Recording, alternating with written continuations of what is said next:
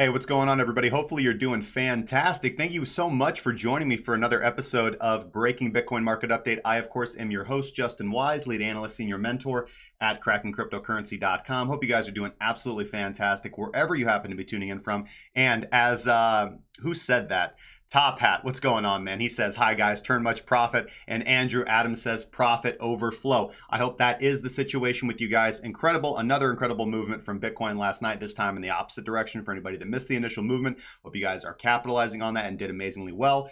We opened up a short last night on Bitcoin. Let's go through some of our positions. Let's go through what the market has been doing since I've been awake and since I've been sleeping. But overall, very exciting time in the market. It's just wonderful to see the volatility restore to some of the larger caps as we've been kind of playing some of these shit coins on Binance.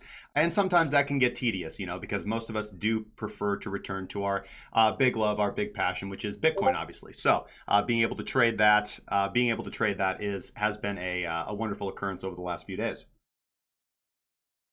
Sorry, just getting my morning coffee in, guys, and we're going to get going. I do want to thank, so I got that Bob Miner, if you're watching.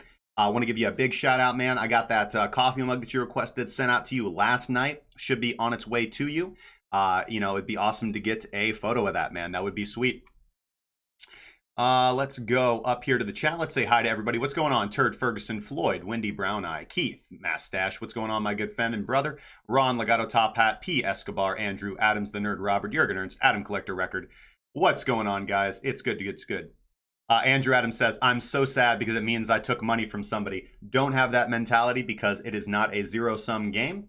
You need market participants for the market to move up and down. Sometimes you're going to be the fish, sometimes you're going to be the fisherman. And I guarantee you the people that are taking money from you when your position gets stopped out do not feel bad about it. Okay. Let's head on over here to the scene. Let's see. What do I want to talk about? Mustafa, what's going on, man? Mr. Ether says, no, my big passion is Aetherium. I could not have wheedled that out from the name, man. Couldn't have wheedled that out from the name. What's going on, my good friend, Mr. Ether? Good to see you in the chat. All right, let me pull up my notes, and let's switch over here to the live scene. Hold on. Oh, I did do some updates. Everything's looking kind of nice and pretty. I can even break the third wall. It's breaking Bitcoin market analysis. Good to go. All right, let's head on over here to main charting. All right, cool. And we are here at the live scene. All right, sweet. As always, if you guys have any questions, comments, concerns, sarcastic remarks, feel free to throw them in the chat, man. I'll get to them as best that I can. On the schedule for today, we're going to be breaking down Bitcoin and Ethereum.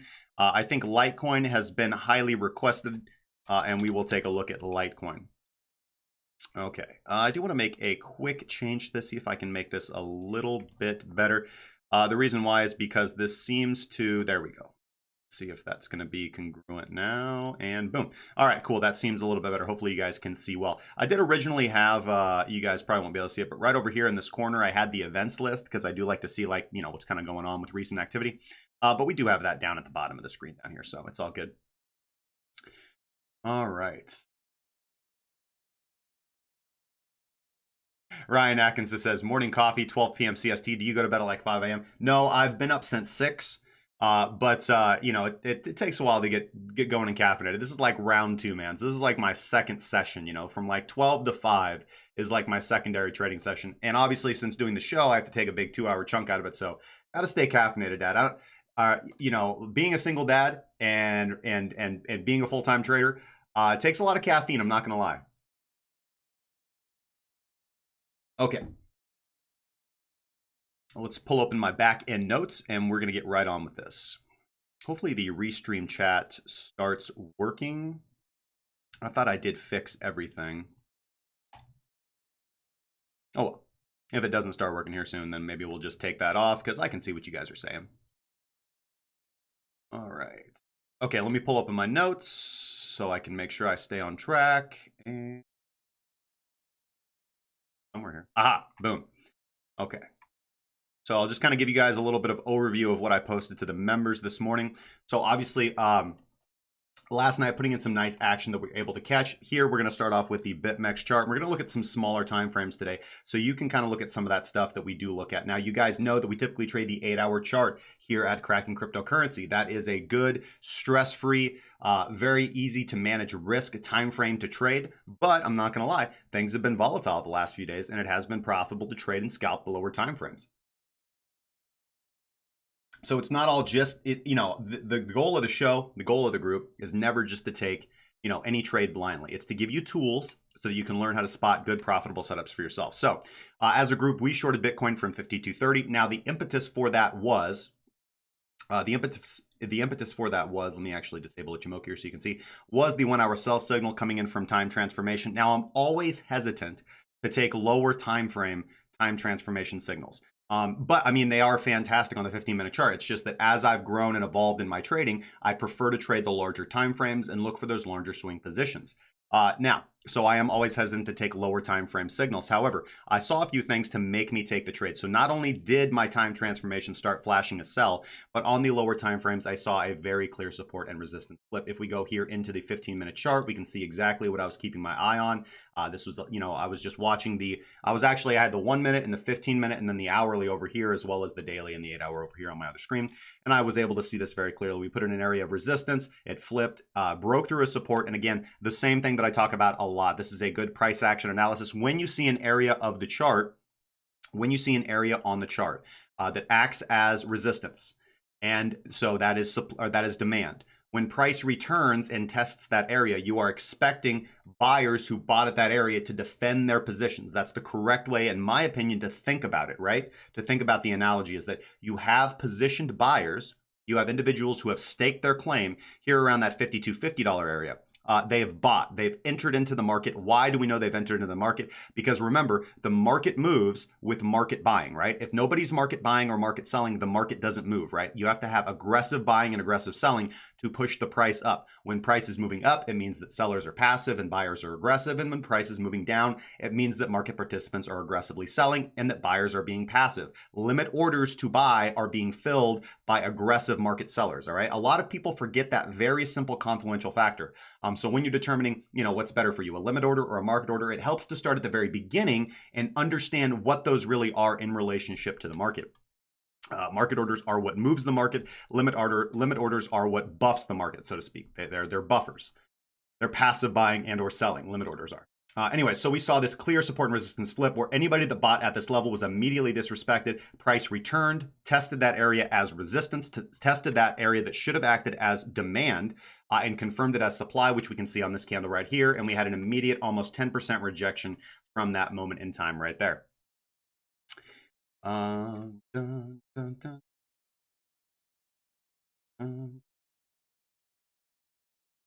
Okay. Now, that support and resistance flip, I hadn't really seen Bitcoin do that convincingly yet, and that was the big impetus for me to take the short trade. Coupled, let's go to the daily here. Let's go to the daily. If we couple that, let's throw on Ichimoku. If we couple that with that Kumo cloud breakout, right, that we actually got on this candle, but if we go to the tether chart, let's go to the tether chart.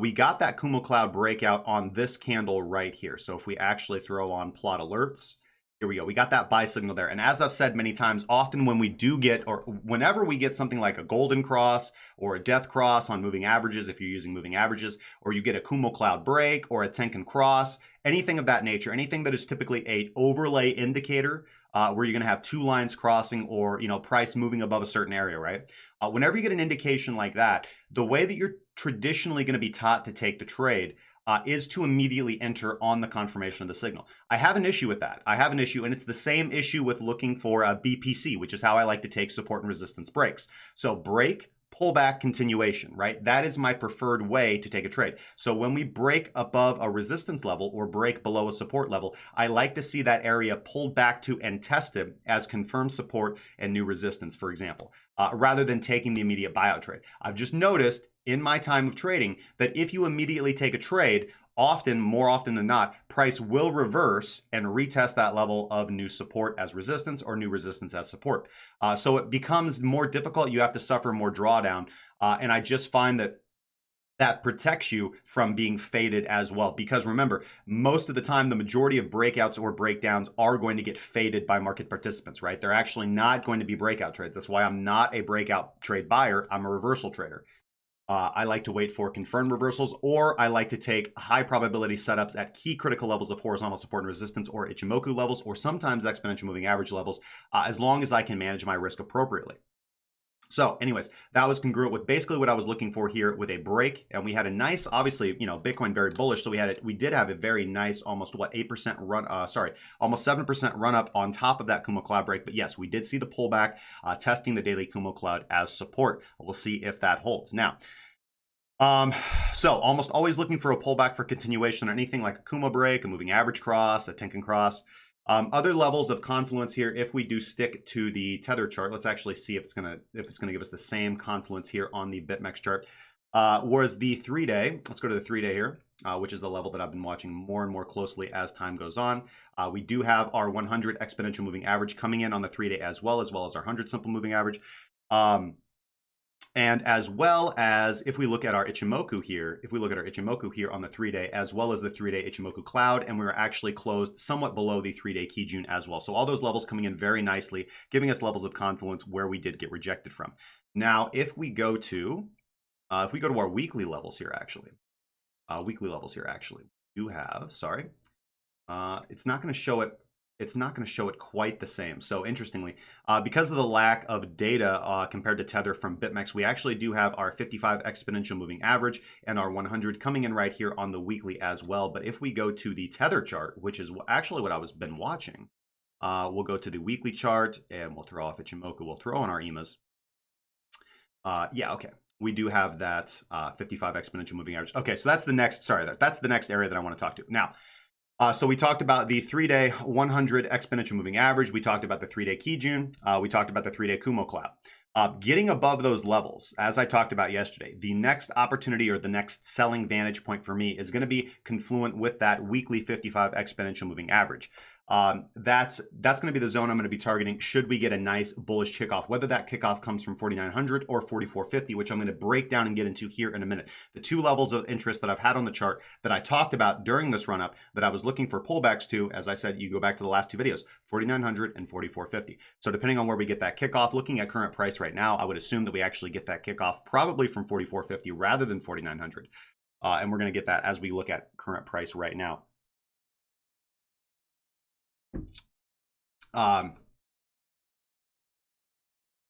Okay, so this is going to represent for me that level between 55.45 and ultimately 57.50 is going to be the last area of selling that I'm really going to be looking to do if I'm in a bullish trade, when I'm in a bullish trade. And then I'm going to be looking for opportunities to short sell the market in between 57.50 and 61.36 on the Tether chart. Coming over here to the BitMEX chart, let me see if I plotted it out just as well here on the BitMEX chart. Yes, the levels on the BitMEX chart are a little different, 54.56 to 57.43, before I start looking between the area of 57.43 to 61.50 for a fairly large, weighty, girthy, large, massive short position, if I do say so myself. Okay. Dun, dun, dun, dun. All right, now let's go look at kind of what's going on right now in the market. Now we are seeing consolidation at that $4,900 area. Let's actually take our EMAs off and go ahead and put on Ichimoku because this is kind of what I'm keeping my eye on, and we'll unplot the Kumo breaks because they're distracting on the lower time frames. All right, so now we're consolidating at my first level of interest, $4,900. What is really interesting is that this is a weekly level. If we actually go back in time, we can see that $4,900 right here was actually the high, the true high of this resistance candle when price was running up back in August through September of 2017. We hit this level and price rejected about 40% back down, actually forming a low below this. And this low, if you guys will recall, was an area of interest. So directly below this $2,900 level, $2,975, was an area that I've been talking about of interest when price was consolidating down here, looking for lower price targets. If there wasn't liquidity down here, then obviously we talked about the lower targets of 1924 and 2331. And although everybody's extremely excited and feeling amazing, those levels are not off the table yet. 1924, I'm very speculative about. I've been very upfront about that, being very speculative about 1924. But below 29.75, it's not off the table for me yet. Okay. Okay, so what's really interesting is, like I said, this is a weekly level that we are currently consolidating at. It acted as resistance during the run-up in 2017. It would be interesting to see it hold as support. If Bitcoin can hold 4,900 as good support here, then most likely we're going to range between here. Let's go down to a lower. Most likely we're going to range.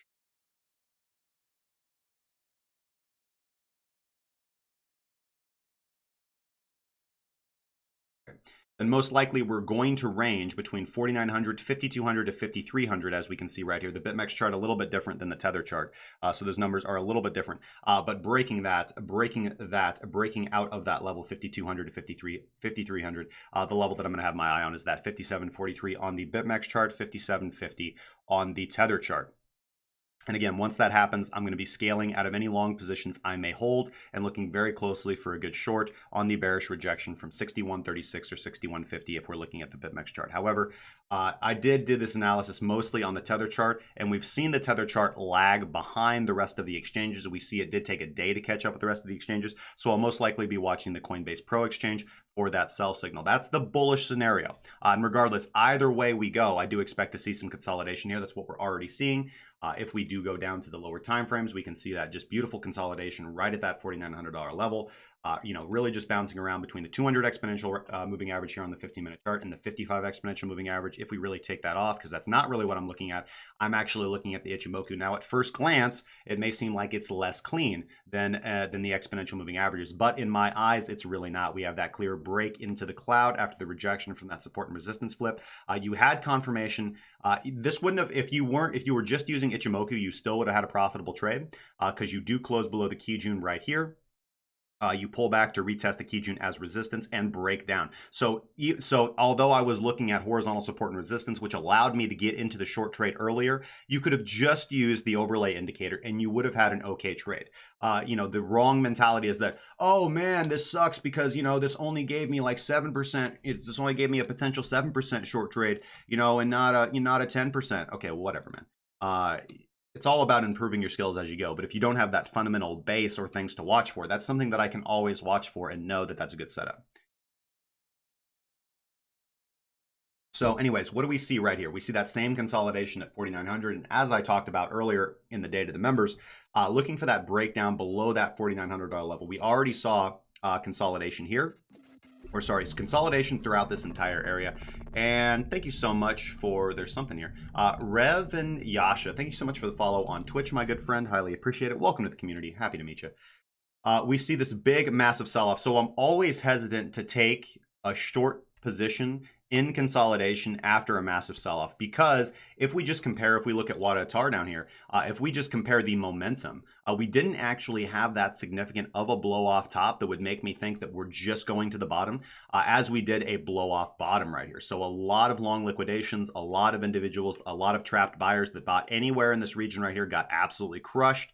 And now we see just price consolidating at that higher level. I want to see a very nice clean break of 4,900, and I would be leaning bearish right now, just based upon the fact that, as we can see here, the Kijun was acting as resistance. We had a brief attempt to hold the Kijun as support.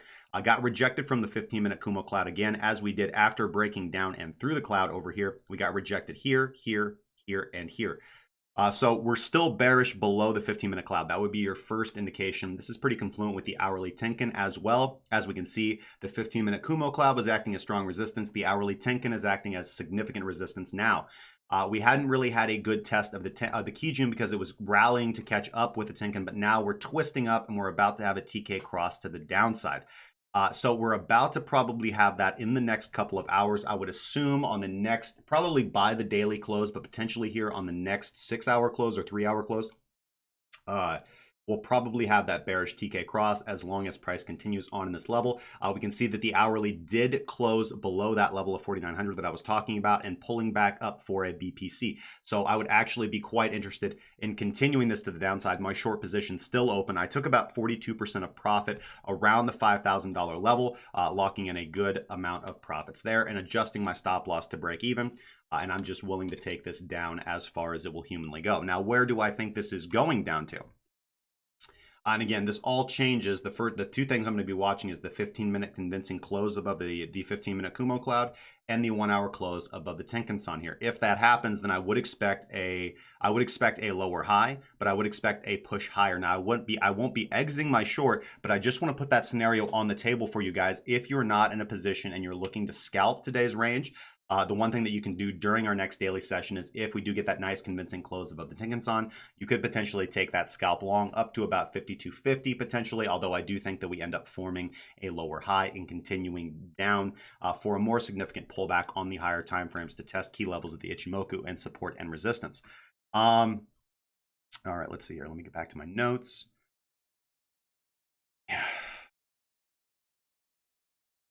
So pretty much for the majority of the daily session, you were shorting overbought scenarios on time transformation or tests of the upper boundary of the Kijun or the 15-minute Kijun or the upper boundary of the Kumo cloud, and you were longing tests of the Tenkan-san right here and any oversold situations on the time transformation. So typically, and this is going to be good confluent pretty much whenever you see a movement like this, you're going to get sideways consolidation, and for probably a good 8-hour session, you're going to be, so the New York session, or this is actually the London Open session, you're going to be able, because what is this kicking off at around 18:30? So pretty much, last night, throughout last night's session through the London Open this morning, you would have been able to just simply trade the range, sell resistance, buy support, sell resistance, buy support, and you could have scalped this very profitably. Let's see, there would have been good 1, 2, 3, 4, 5 2% trades. Very good. I mean, that's a day's work right there. That's a day's work. Proper positioning, proper leverage, and you're good for the day.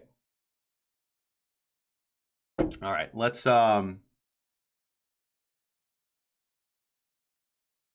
yeah, so moving forward here in the short term for the rest of the afternoon session here, I'm looking to see if Bitcoin can flip the Kijun into support. That's looking less likely. Really, now since we've broken down below and the Kijun is acting again as resistance as well as the Nikkei-san, I'd really need to see price close convincingly above the Kumo cloud on the 15-minute, or again, that hourly Tenkan-san level coming in right here. So if that can happen again, the scalp long is on the table to 52.50, but I would expect us to make a lower high and continue on our way down.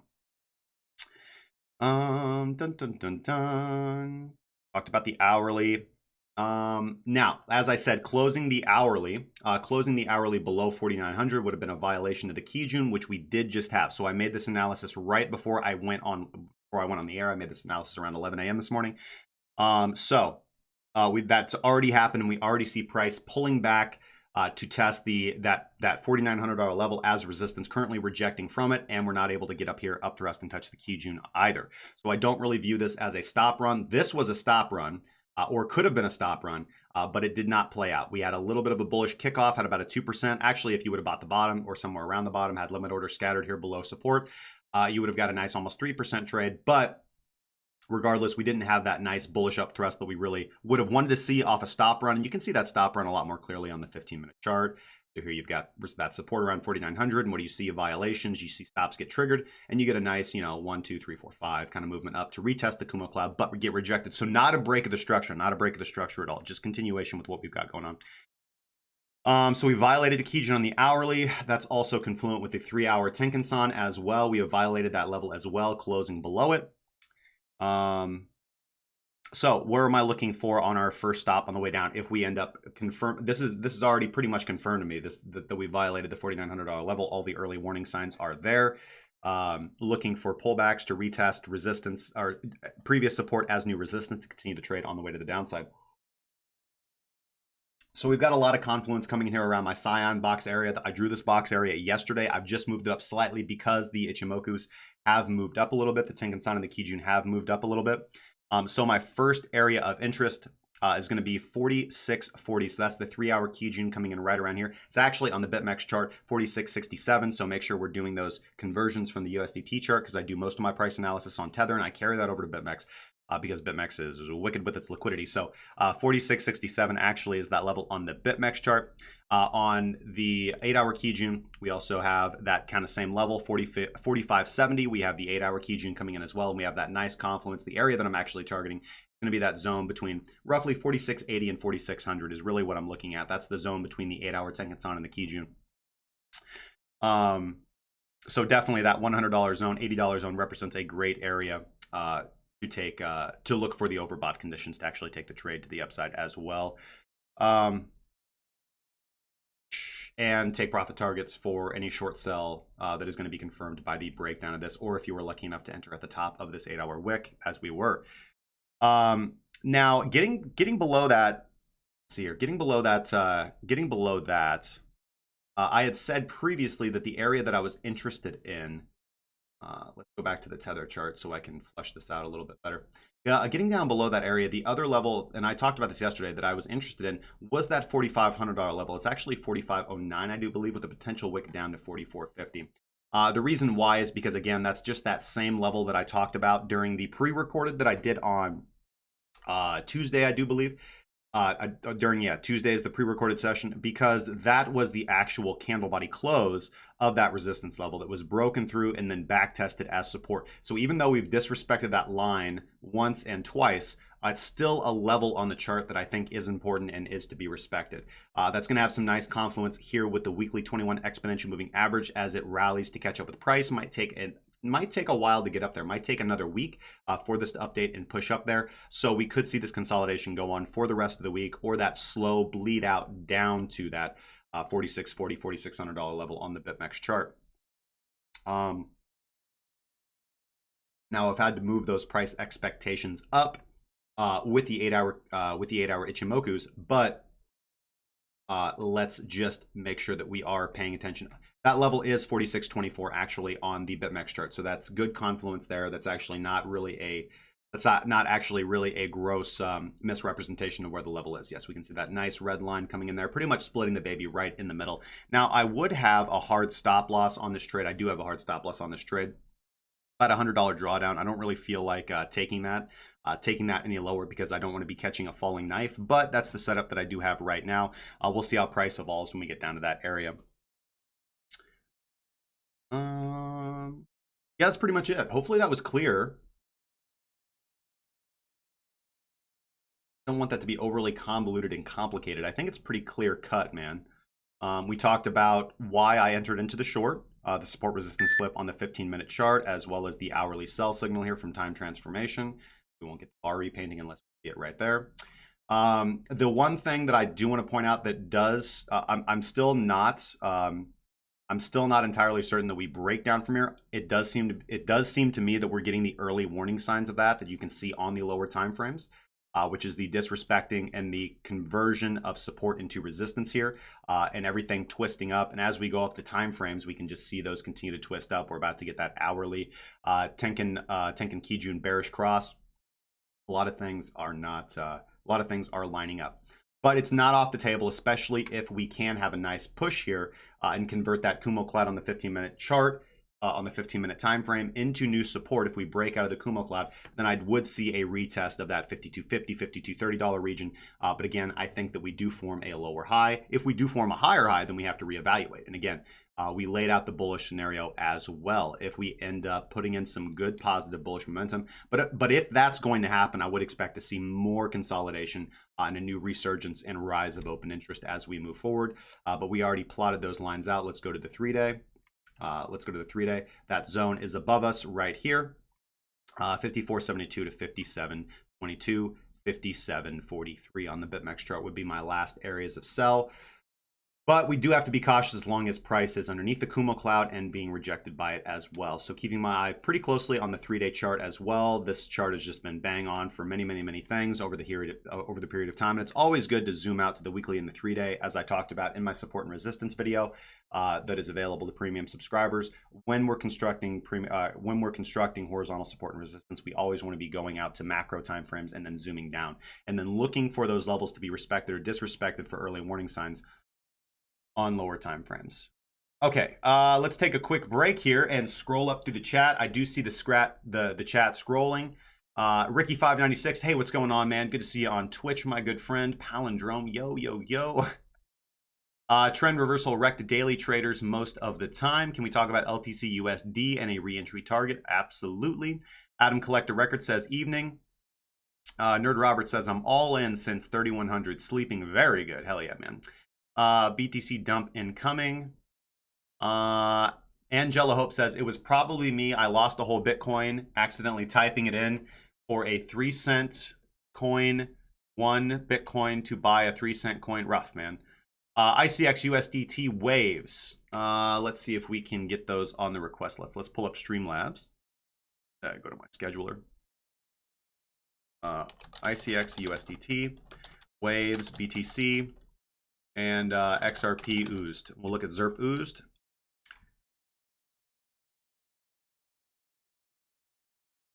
Ed McCracken, ICX and QSP. Hey, if you check out the discord.crackencryptocurrency.com, Da Vinci, he's following QSP very closely, so I would go check out his channel in our Discord for updates on QSP. Andrew Adams asked, was yesterday the blow off top before bearish trend reversal, or has the blow off top not come yet?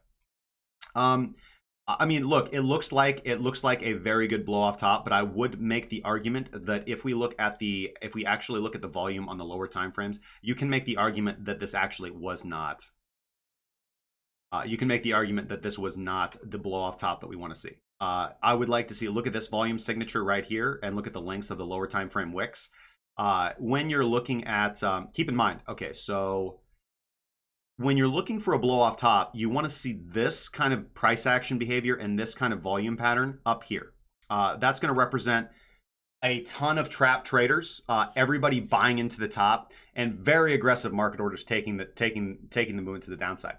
This is not really that. This is not really trapped buyers that represents an ultimate top, in my opinion. This is more significant profit taking, most likely coordinated across multiple exchanges. But again, that's not conspiracy theory level stuff. It's just that, hey man, price was coming up to the 3-day Kumo cloud. People took profit because guess what? Professional traders are watching those levels just as I am. Let's see here.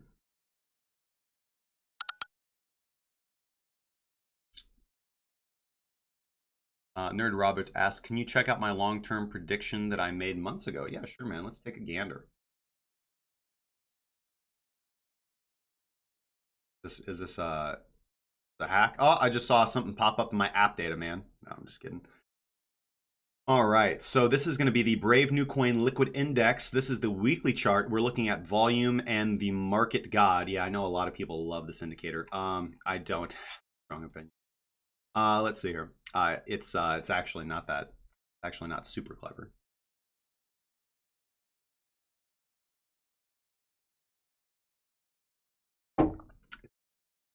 Let's see here.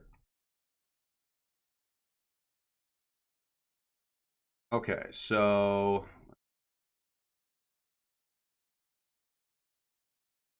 high volume started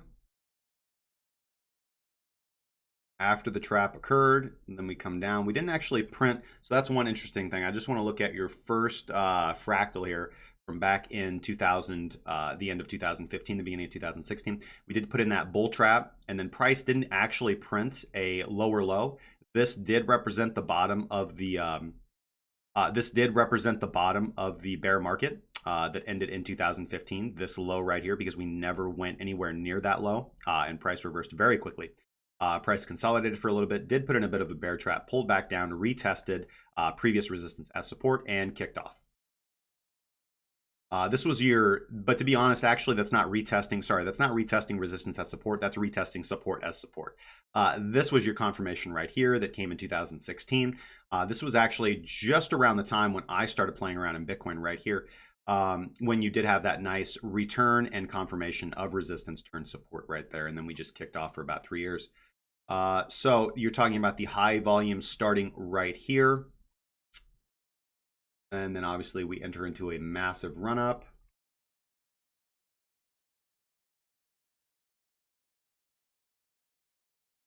Tone Bayes and hyperwave theory. I think you'd do well if you just scratch those off your chart, but that's just my personal opinion. And so you're saying this is likely to be the same, and your yellow arrow indicates where we're likely to bottom. So you're looking for a retest of 3,000, and then the bull market starts. I would say that broadly, I pretty much agree with you. I don't know if this obviously isn't my method of analysis, looking at fractals and previous price history, but I think we've come to the same conclusion. I think we've come to the same conclusion that this is not the beginning of the bull market, that we will see a revisit of the lows. Doubtful that we see a lower low. There is a good possibility that the low is in, as we can see that was the kind of same fractal that we saw over here after that massive decline. We have that same level of consolidation and then a big sell-off, but the sell-off here took a lot longer. The sell-off here took only about 4 weeks compared to about 9 weeks over here. But good possibility that the low is in, but I do see us retesting the vicinity of that low. Yes. So I think we've come to the same conclusion, man. Awesome. Cool chart, man. I like it. And there we go. We did reject from the 15-minute Tenkan-san and continuing on our way down. I like it. All right, so that would put us down here looking at that $4,680 to $4,600 region. I have limit orders set a little bit higher than that. Have my profit target areas that I have set that I do want to be out of this short position, and I will be looking to pick up some nice oversold Bitcoin right around this area, guys. So, David May, I almost said manslinger. He's slinging men. What's going on, my good dude? Top Hat says, and great tools. I had my had my balls on the bathroom sink and bought Bitcoin live on this awesome channel. Good to hear, man. Just came to say hi, Bernardo Patricio. Good to see you, man. BTC gained 21% overall. Why ZERP could only make 6%? WTF? Yeah, it's because ZERP sucks. CBN5 says, caught the top of BTC with a short yesterday after the show. Welcome, man. Currently 30% profit with 10x on BitMEX. Take profit, reduce position now. We're currently at support. What do you think? No. I took, well, okay, let's be real about this. I took about 25% profit when I saw price consolidating. Actually, I just kind of randomly took it on the way down because I was going to bed. I updated my stop loss to break even. I went to bed. I woke up. I'm like, I think we're going lower. So I would take about 25%. Again, I'm not a financial advisor. You're gonna have to do what you want with your position. But again, if you want to take a step, if you want to take a page from me, I took about 25% profit, move my stop loss to break even. I wouldn't be interested in being out of the short unless we can break the 15-minute Kumo cloud as resistance, or as I talked about, the hourly Tenkan-san. If we can have a nice SR flip on that. Otherwise, this does not look like oversold opportunity to buy. This looks like continuation of a bearish movement.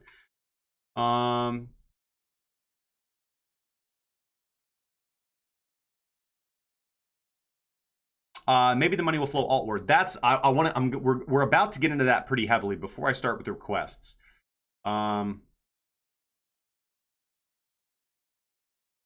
It's unsettling making money. Should have invested more syndrome. Yeah, you're absolutely right, Ed. You know, things like that. Was that Ed who said that? Oh, that's Top Hat. My bad. You know, those are simple psychological things that are going to plague a new trader. You know, FOMO, greed, fear. I should have invested more. If I would have done this, I could have made much more money. It's really important that you just wipe your mind of all that stuff. And, you know, I was talking with a member the other day about proper psychology and how can we get ourselves out of this like fear and greed mentality. And as I told him, I mean, I think the easiest way to do it, the way that I did it, is that you get a piece of paper, you know, or, you know, whatever, a printer, or, you know, you write it out. But you need to have something in front of you that has your trading strategy on it, that has elements of your discipline in it, that you're only allowed to do what's on this piece of paper, and then you need to make a pact and a vow with yourself. It does, you know, if you got to cut your hand and do a blood brother oath with you, if you need to go to your priest, if you need to go to your you know, your coven leader, it doesn't matter. Just make some kind of sacred vow or promise, or if, you know, if you're disciplined and you're just a grown up, you just say, I'm going to do this, and I'm not going to, you know, veer away from this plan. You put your entry and exit strategy on your piece of paper. You put your stop and target system, your risk management system. You put how much you're going to put in a trade relative to how, you know, there's lots of ways to position size. I'm pretty honest about the way that, you know, I've talked about this a lot, the way that I position size pursuant to my distance to my stop loss and my preset account risk. So depending on the coin and the volatility, will change that account risk, but it's, you know, 2%, 3% of my account I'm willing to put at risk on a particular trade. That's not the amount of my account that I'm willing to put on a trade. There have been times where I've put 30 to 40 to 50% of my entire capital on a trade. But the point is, where is my stop loss? If my stop loss gets hit and triggered, how much of my account am I going to lose? Typically 2 to 3% I'm comfortable with.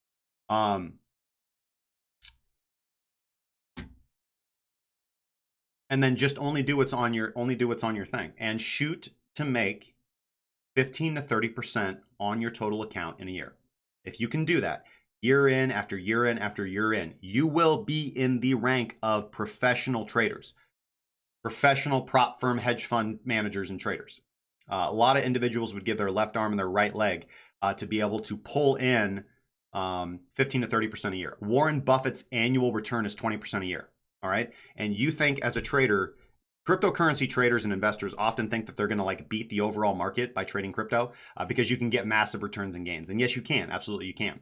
But as a trader, what I recommend that you shoot for is to shoot for 15 to 30% of your account growth a year. If you can accomplish that, you're going to be in the professional realm of traders. All right. And you're going to be able to get a job pretty much at any prop desk. You're going to be able to get a job for any kind of crypto hedge fund. You're going to be able to do well if you want to make trading your full-time profession. And if you don't want to make trading your full-time profession and you're still able to lock in those returns, you can lock in returns like that, trading once a day, looking at the daily chart or looking at the chart twice a day at the 2 8-hour closes that are going to be relevant to your time frame, because obviously you're probably going to sleep during the night. And you can lock in those returns in a year if you are able to manage your risk appropriately, be patient, and clear out all that psychological nonsense out of your head. And then you're going to be able to be putting away for your retirement, especially if you're putting back into crypto and staying out of USD, especially when crypto does enter into a confirmed bull market. You're going to be able to have your investments in appreciating assets that you believe in for the long term. And you're going to be able to create a retirement account that you are going to be able to retire off of at a younger age, and you're not going to have to rely on Social Security or a pension or Wall Street or a 401k. You're going to have a balanced collection of portfolio investments that you have decided that you want to invest in, and you've grown that portfolio over time through disciplined, diligent trading. You have taken responsibility for your own financial future. You've taken responsibility for your retirement. You've taken responsibility for having a bundle of wealth that you can pass down to the next generation of your family. And that is the point of all of this. The point of all of this is not to get rich overnight, although you can do that in cryptocurrency. It is possible, but it's a lot better to have a long-term plan for the future, because we are playing the long game here. Earthy profits and some hold to stash your silver coin. Yeah, man. Do you think we going under 4,500? Probably not at this point in time, no. What about sequentials? Yeah, this is something obviously a lot of people were talking about. Obviously, I have a video on the TD sequential. Haven't used it in a long time. It works really good in traditional markets. Hasn't had a very good track record in cryptocurrency. I'd say, about 20% of the time it's worked every time. But yes, we do have that. What is it? A weekly 8 out of 9. Let's pull that up. Templates. Let's actually, before I do something crazy here, because I make adjustments. Template, and we're going to the big picture.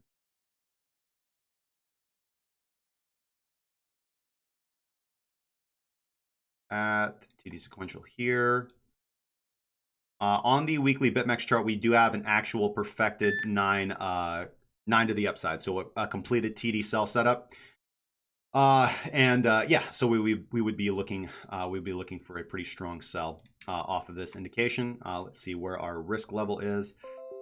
So we have, this is already automatically plotted out a stop loss for us. That level is coming in right here at 66.57 would be a stop loss off this weekly trade. It's about 35%, so just keep in mind. But it is automatically plotting out that risk level right there for us.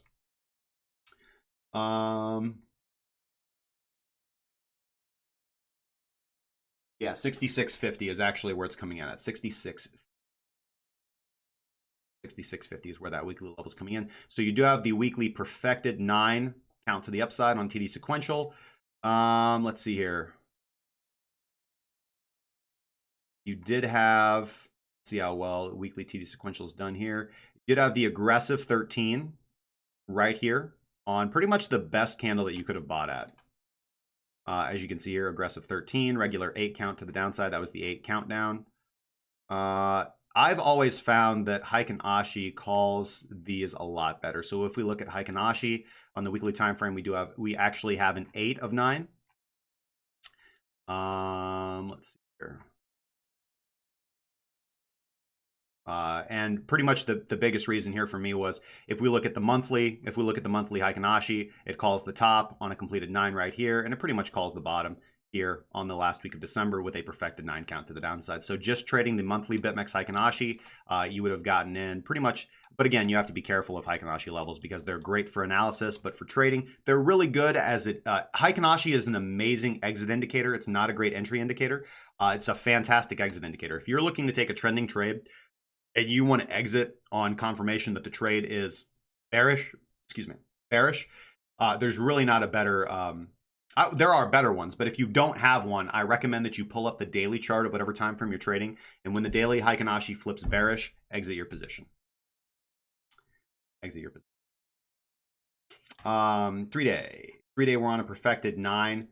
We can see here that 3-day Heikin-Ashi as well called the perfected 9 to the downside pretty well at 35.29. You would have had more drawdown, obviously at 3,100, but would have given you overall now a pretty good entry. You would have doubled back down here at a great candle around that $34 area. So pretty much doubling up at pretty much the same levels on the chart.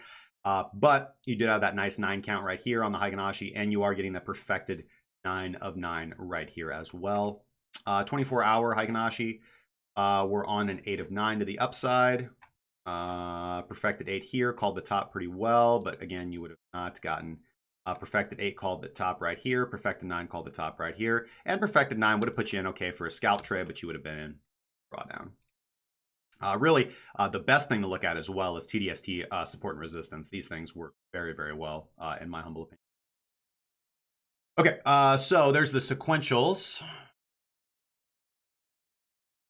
Jorge Pacheco says, hi there. Sorry I've been missing your streams, but time is that thing, man. Love to see your streams. Thanks, brother. Good to see you here, man. Sean Bond says, you made a note of highlighting how wicks tend to show a move to the opposite direction a while back, and since then I've been killing the moves. You're a good man. Thank you, Sean Bond. You're a good man as well, dude.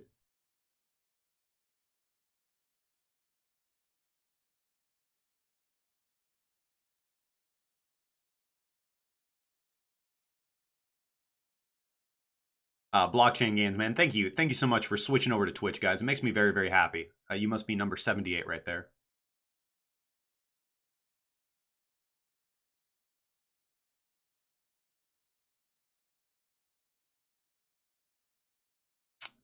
Chips and chops can thin your roll for sure. You guys are crazy. Let's get back to the 15-minute, and we're going to throw back on my my indicators. Thank you very much. Keep Ichimoku up on here just so we can see what's going on. So we'll just keep an eye on this as we're speaking here and we're getting through the rest of the chart. Do I ever use NVT? No, I do not. Top Hat, what happened to Palindrome, man? Dude, we can't do Palindrome every day, dude. It's got to be a special thing, man. If you're in on the secret, then you know, but we don't let it know. 0x would be great. We'll add it to the schedule if we have time, man. I'd be happy to check it out. I assume you want 0x BTC.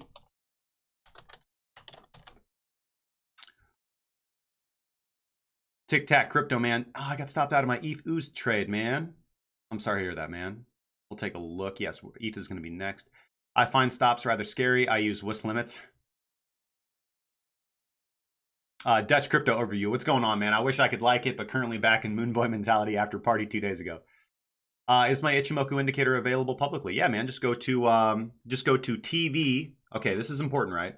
Because we had to make... So I've made a couple cracking cryptocurrency accounts on TradingView.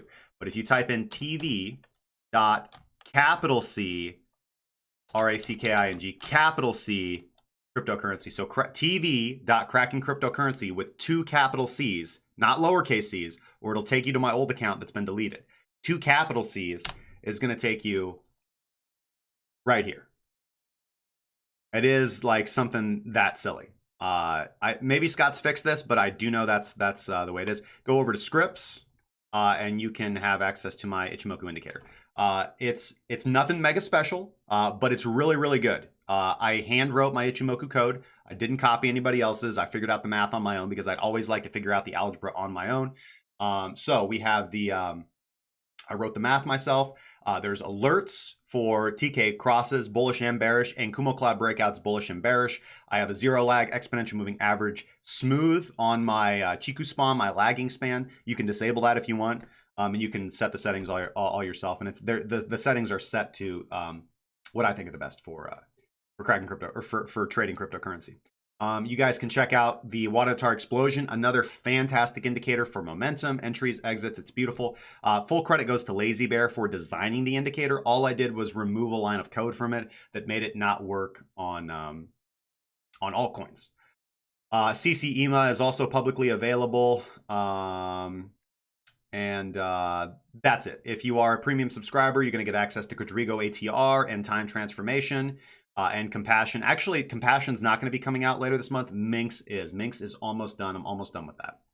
That's going to be the next indicator that's coming out. It's another overbought, oversold indicator, but it's based off a different algorithm that I had some help with a friend writing. It works really, really, really well. I mean, beautiful. So okay, there's that. Dutch crypto overview, man. Hey, thanks so much for the follow on Twitch, my good friend. Top Hat says, wise words. I made money here. Thank you, bro. If you're disciplined and just to grow up. Do I know who I'm dealing with? I think most of us are the snowflake generation. Well, that's what we're here to try and fix, man. Matt Dan says, just curious, what percentage of your portfolio do you gain per year? Can you tell us? I always shoot for 30%. I always shoot for 30%. I've locked that in pretty well. 2017 was a really good year for me. 2018 was a pretty good year for us as well. We'll see how the end of the year 2019 goes out. But I put that out at the end of the year. Yeah, man, I can show you guys that. Bob Miner says, hey, bro, almost missed the show. Always good to hear from you. And as always, let's make some fucking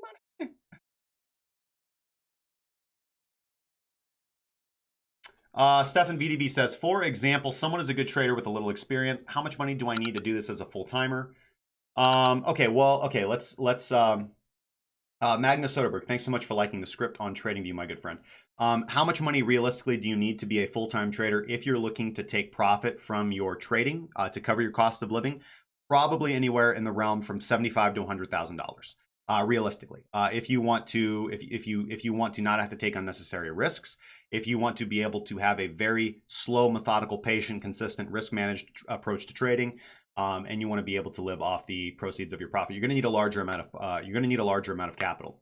So what are some options available to you if you don't have that kind of money? Well, you can take more risk, which I don't recommend.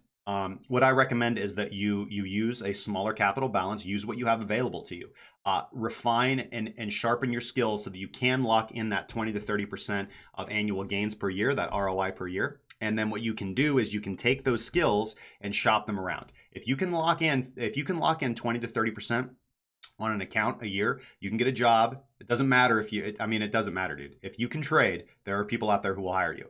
There are rich people all over the world that pay financial analysts and financial planners lots and lots of money to lock in 14% for them, just to beat the market's average 11 to 12%.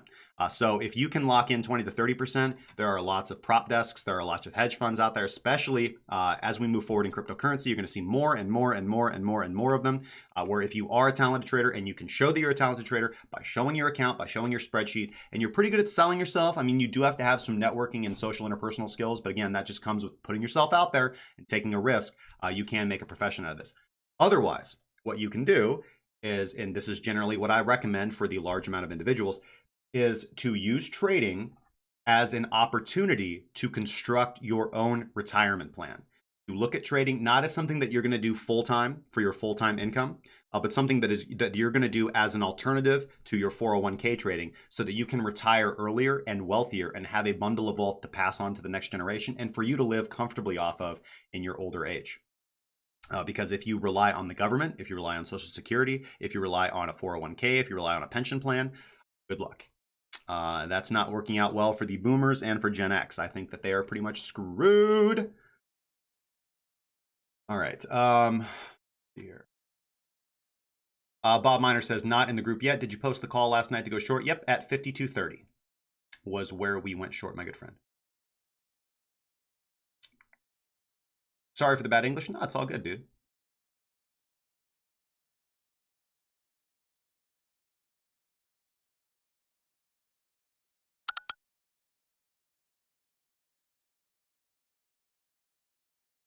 JMag said, I watched your newbie video on sequentials. Where do I begin if it's only 20% right?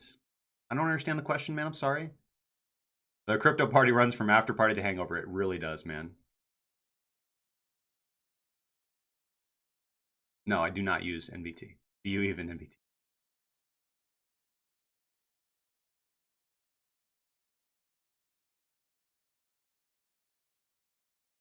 Sorry, man. Yep, live stream dump as we're watching here on Bitcoin. Yep, again, just the clear signal here, guys, was we were consolidating here at that critical level. Let's turn the lines back on. We were consolidating here at that critical level of 4,900, as I talked about. We got continual rejection from the 15-minute Ichimoku cloud and the hourly Tenkan-san right here.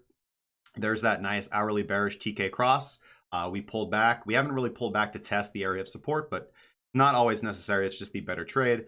It would have been nice to see that confluence if you were looking for a short trade to take. But anyways, we just got that continual rejection from the Kumo cloud. We saw this is an area where you're like, okay, cool, maybe this is something right. This is something right. We bust up above the Tenkan-san, we bust above the Kijun. You have that bullish right here, TK cross, where the Kijun crosses underneath the Tenkan, so the Tenkan is above.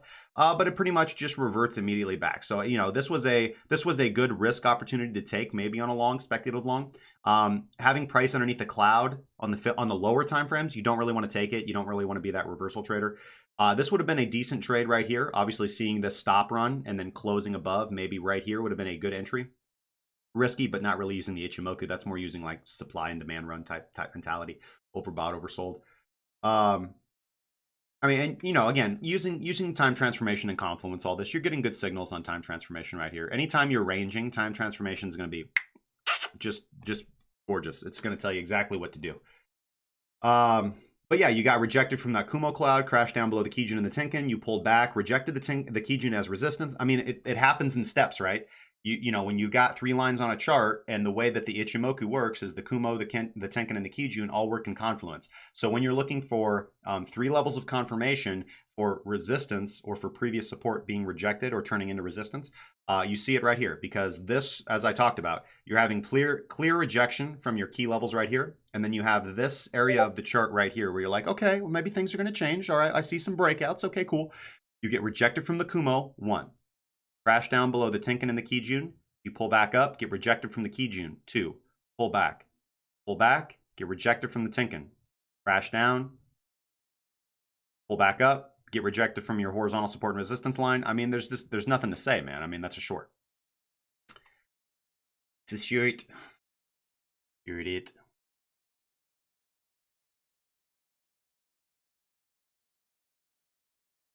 Do I have a Roth IRA trading account? Seems it would be a great retirement account idea.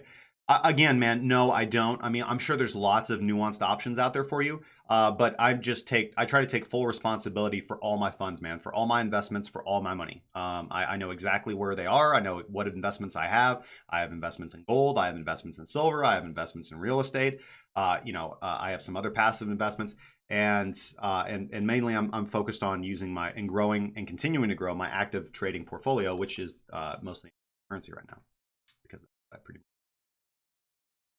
Can you hold a leverage position on BitMEX for over a year, or will profits be eaten by fees? I would assume, yeah. I mean, you can hold a leverage position open as long as you want, depending on how volatile the market is moving. Yeah, you're going to get a lot taken away from you in fees.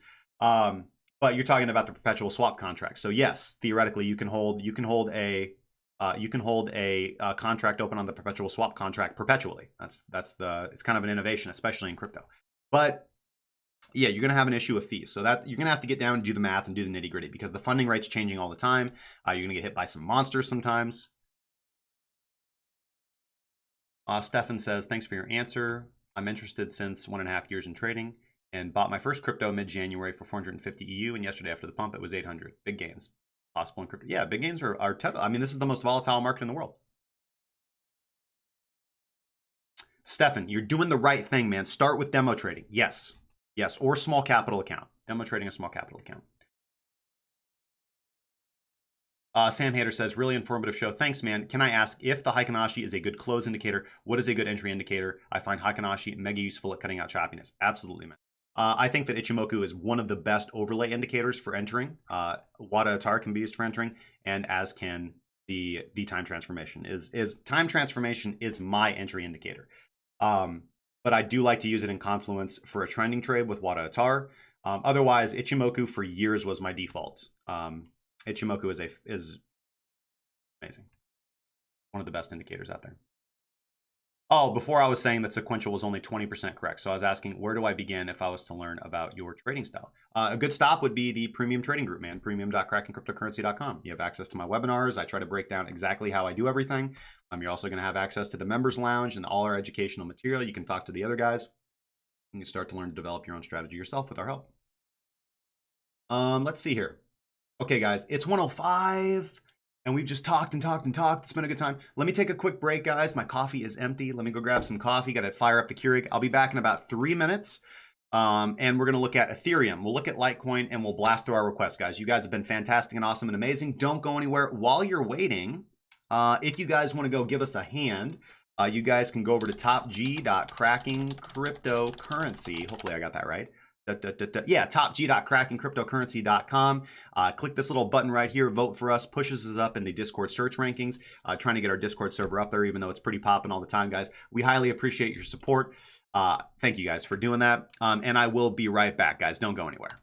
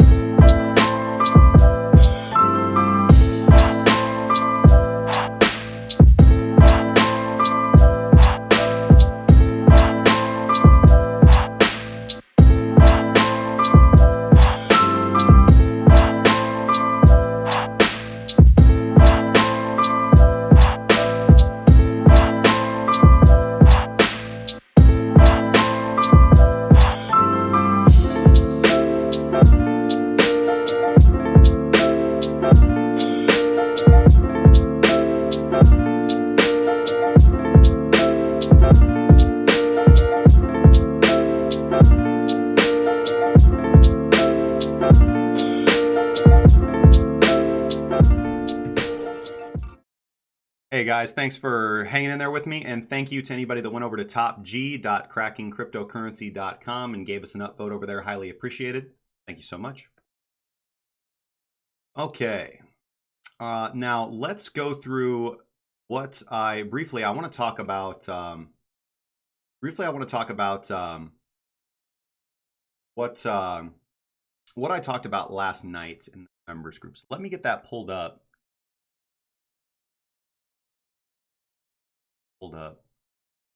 BTC Bull, hey, what's going on, man? Good to see you in Twitch, man. Says, I keep getting ads for trading jobs. That's been my plan as day one crypto nest egg. If you have capital to cover it, hell yeah, man. Viper's going. Let me hit you with some of these Port Llamas. Bam. Port Llamas, bro. Okay. All right. Let's look at some interesting data metrics. So the first thing that I want to look at here, let's get this pulled open and let's go to my long-term watch list. So let's look at the total market cap. So this is, we'll look at the daily total market cap right here. This was pretty much the thing that I had kept my eye on. So this is the total market cap. This is the total crypto market cap as calculated by TradingView. You can get this ticker on your chart by just typing in total.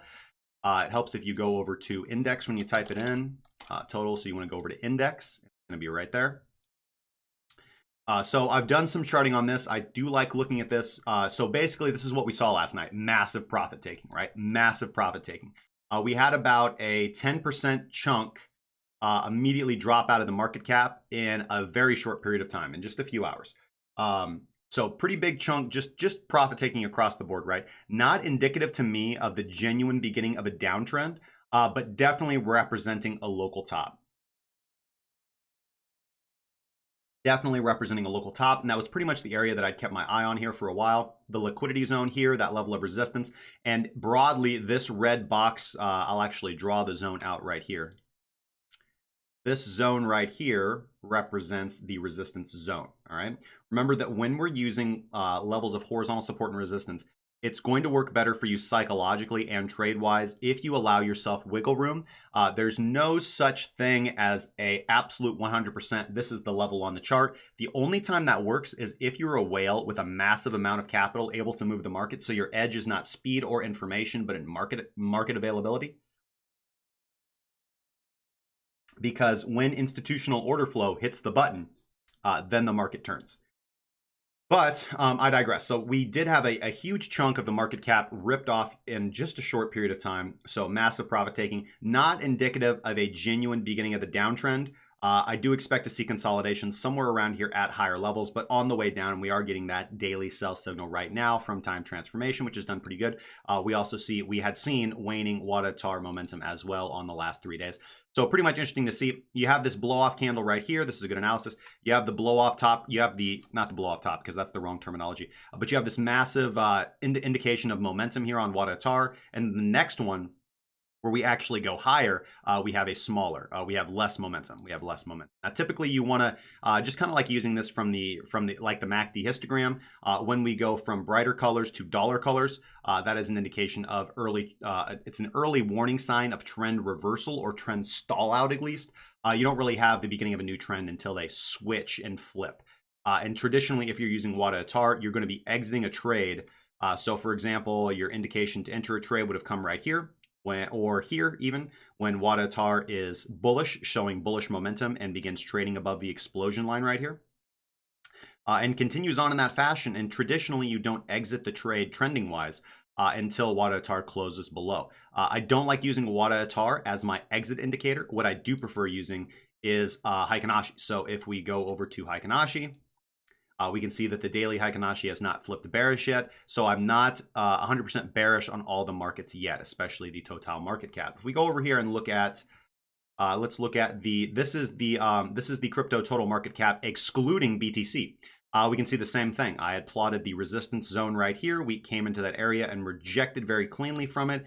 Similarly, we had about 10% of altcoin profits taken, just smoked up just like that. Now, let's look at some other interesting metrics that I don't see anybody else looking at. The first thing that I want to look at is Bitcoin dominance. Okay, so this is actually interesting. So this actually might be switching my analysis from what I had posted it last night. So if we're looking at Bitcoin dominance, and again, take what we're about to do right now with a grain of salt.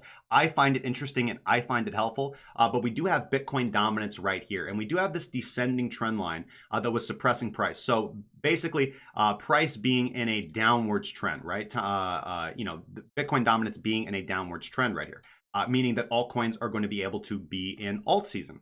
But what are we seeing right here? So last night, actually at the close of yesterday's candle, I had viewed this as a resurgence and then a bullish test and potential rejection. But what do we see right now? We see a resurgence of Bitcoin dominance, okay? Looking to close the daily above that descending trend line right there. That is interesting. And bouncing nice and cleanly off support after a wick down. This is actually bearish for altcoins. So depending on the next few days, I might have to redo my analysis of alt positions. Because seeing this and seeing how it was sitting last night, it did look, and I had expected that we would reject, as we did yesterday on the close of yesterday's candle. We rejected from that resistance level right there, and I thought we were going to continue into this triangle and then break down. As you can see, it's forming quite a nice descending triangle right there. That would be very bullish for altcoins, meaning that alt season is going to continue. We're going to see increased legs up. We're going to move on upwards and upwards. I think that if the daily candle does end up closing above this resistance line and we get a smaller time frame like pullback and back test, as we're actually seeing on the hourly chart right now, here's Bitcoin dominance. I'd like to see us pull back, hold this level, and continue upwards. So that BPC, that break pullback continuation. If we do see that, I will potentially be looking at dropping out of most of my altcoin positions and stop attempting to buy the dips, which is kind of how I've been, which is basically what I've been doing right now. So this is definitely a strong chart to keep your eye on, the market cap Bitcoin dominance. I haven't been doing a lot of charting on this, but I did take some time over the last weekend. And really the last couple of days when I couldn't do the upstream, and really taking some time to analyze this. As you can see here, let's go to the 3-day actually. No, the daily on dominance. Time transformation calling the tops and bottoms of BTC dominance just beautifully, right? So every time you get a sell signal on BTC dominance, if you push this up, Lord Kumar 726, man, thank you so much for the follow on Twitch, and Sharky 704, hey, what's going on? Good to see you in the Twitch chat, man. Whenever you get a time transformation sell signal on Bitcoin dominance, generally a good idea to be getting bullish on altcoins, because that means that Bitcoin dominance is signaling that it's about to drop and the market cap is about to flow more into altcoins and out of Bitcoin, right? Sharky 704, thanks so much for the follow on Twitch as well, man. Another thing that you definitely want to keep your eye on. So we're talking about, are alts bullish or bearish, right? So one thing that we can look at here is we talked about Bitcoin dominance. When we see Bitcoin dominance dropping, we can expect alts to be surging. The other thing we can look at is tether dominance, all right? Tether dominance as well. When tether dominance is on the rise, it means that individuals are selling out of cryptocurrency to be in tether. They're hedging their positions, and typically this is okay for Bitcoin because you can trade Bitcoin on BitMEX or Monfex or Bybit or Deribit or whatever, and so you can pretty much hedge your position there. But when you're talking about Binance or Bittrex or I don't know, what are some of those other little crappy, those other little crappy exchanges, right? If it's not Binance or Bittrex, if you ain't got no money, take your broke ass home. But anyways, I digress. Zahid Hussein, thanks so much for the sub on YouTube. And that was overly massive. Why was that so big? Jeez Louise. YouTube alerts. Okay, why was that so big, dude? Let's just scale that down a little bit. Jeez. Okay, sorry about that. Hopefully that's fixed. That was weird. Twitch alerts, 800, 600. YouTube alert, 800. Odd. Anyways, hopefully I've repositioned that and resized that. My bad, that was crazy. Anyway, so when we see tether dominance dropping, it's bullish for altcoins. I'm just talking about altcoins, right? So tether dominance, Bitcoin dominance on the decline, alts are bullish. Market or USDT dominance on the decline, bullish for altcoins. What do we see here on the daily chart for tether? Actually, we are seeing that that time transformation early buy signal right here. So this would actually, I'm going to have to reevaluate this. I need to see continuation over the next couple of days. But this is telling me to be on the alert and most likely move out of my altcoin positions and just wait for the next strong signal. Tether dominance potentially on the rise. I don't want to like sell too early. I don't want to be a pussy here, but I do want to make sure that I'm catching the correct movements in the market. Another thing we can look at, this always takes a while to load. Just give it a second. Okay, here we go. So this is market cap dominance, the others. This is the major, this is basically the altcoin market cap dominance, right? And what do we see right here? We saw the other market cap dominance after getting the daily buy signal right down here has been on the rise, about a 30% rise in dominance from the other, from the non-Bitcoin, non-majors. This is the non-majors. And what do we see here? Pretty much starting to sell off. We don't have the early sell signal, but we did get some bearish divergence on time transformation and unnatural volume to the downside right on this candle right here. So getting a little bit of a pushback up. So I want to make sure that this isn't just a reactionary trade and this is a genuine downtrend. Let's look at Ichimoku. All right, breaking down below the Tenkan-san and pulling back up to reject from it. If we close below the Tenkan-san, I'm going to have to be bearish on altcoins, guys, because it seems like their market cap is on the decline, the market cap for Bitcoin is on the rise, and USDT dominance is on the rise as well. So I'm going to have to be bearish on altcoins if these confirm over the next couple of days. Probably be moving out of my positions, taking all my profits, and waiting for the next opportunity and not be looking to buy dips until the scenario changes.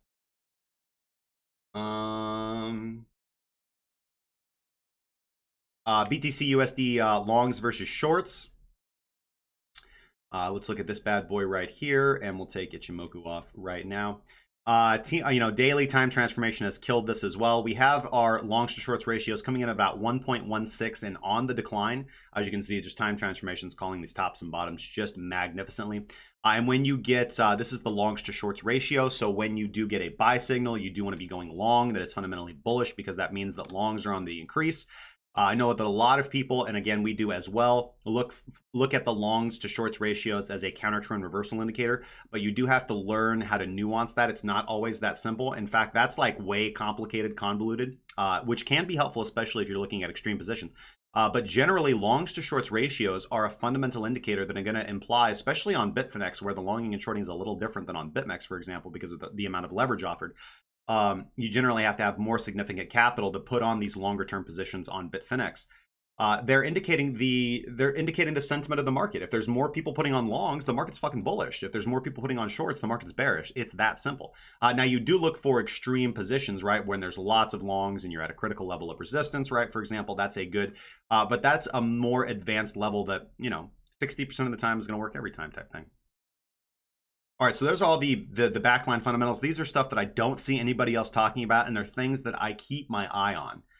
Let's go over to Tensor charts real quick and check in with open interest. That is going to be interesting to me. I'm going to go look at the hourly open interest on Bitcoin. What do we see right here? We actually see price on the decline and open interest rising after a massive drop off in open interest right here. This is all late stage buying in my opinion right now. Now, I don't think this is the beginning of a genuine downtrend, but the rise of open interest and open value as price is moving down would indicate that individuals are putting on more positions as price is moving down, indicating that more individuals are entering into shorts. When we put that in confluence with market cap dominance rising for Bitcoin, when we put that into the fact that we see the longs to shorts ratios moving down, that means more people are going short than long. And the fact that we see rising open interest as well is indicative of the strength of the downwards movement, at least in the short term right now. So again, we talked at the beginning of the stream about those areas where I think Bitcoin's price is likely to get down to. Putting in the 15-minute buy signal here on time transformation, not going to be buying that. Going to see how price, again, I'm not bullish until price breaks above that 15-minute Kumo cloud or that hourly Tenkan-san as well, curved down, acting as strong resistance right now. We do have that bearish TK cross. And as I said, it often will behoove you to wait for the pullback for the BPC, that break pullback continuation. So that pullback up to the Tenkan-san or that pullback to the Kijun, acting as confirmed resistance and continued movement to the downside. Otherwise, if that ends up being not the case and we do actually get some nice closures above these lower time frame levels, as I talked about, the movement to 5250, 5230 is not off the table. It's not the movement that I'm going to be taking. I'm going to be looking for any pullbacks to that area as longer term opportunities to rescale into my short, but I digress.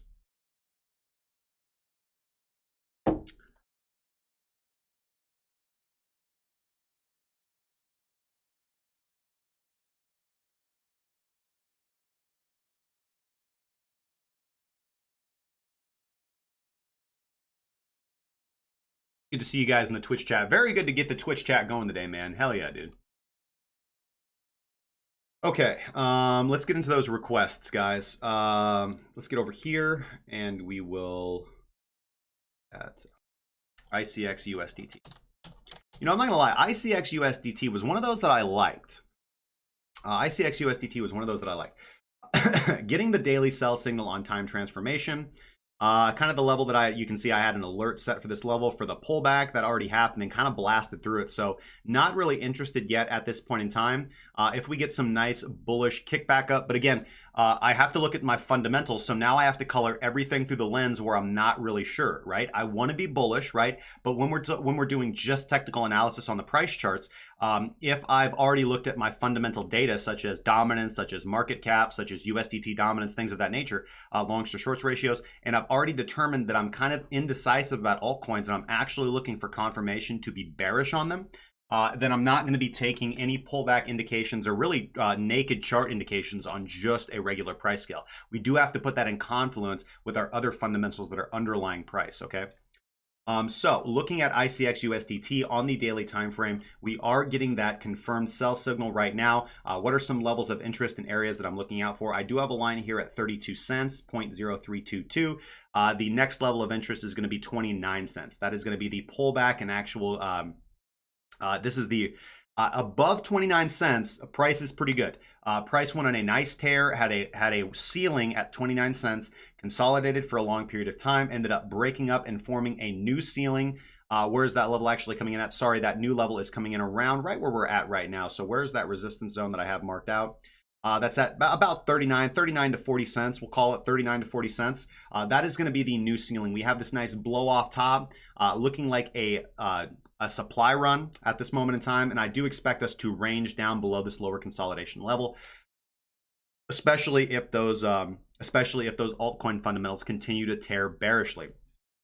So this would have been an aggressive buy, and this is still technically an aggressive buy. Why? Because you have a previous level of resistance that you break back above, and this is really the first area that you'd be looking for a pullback buy.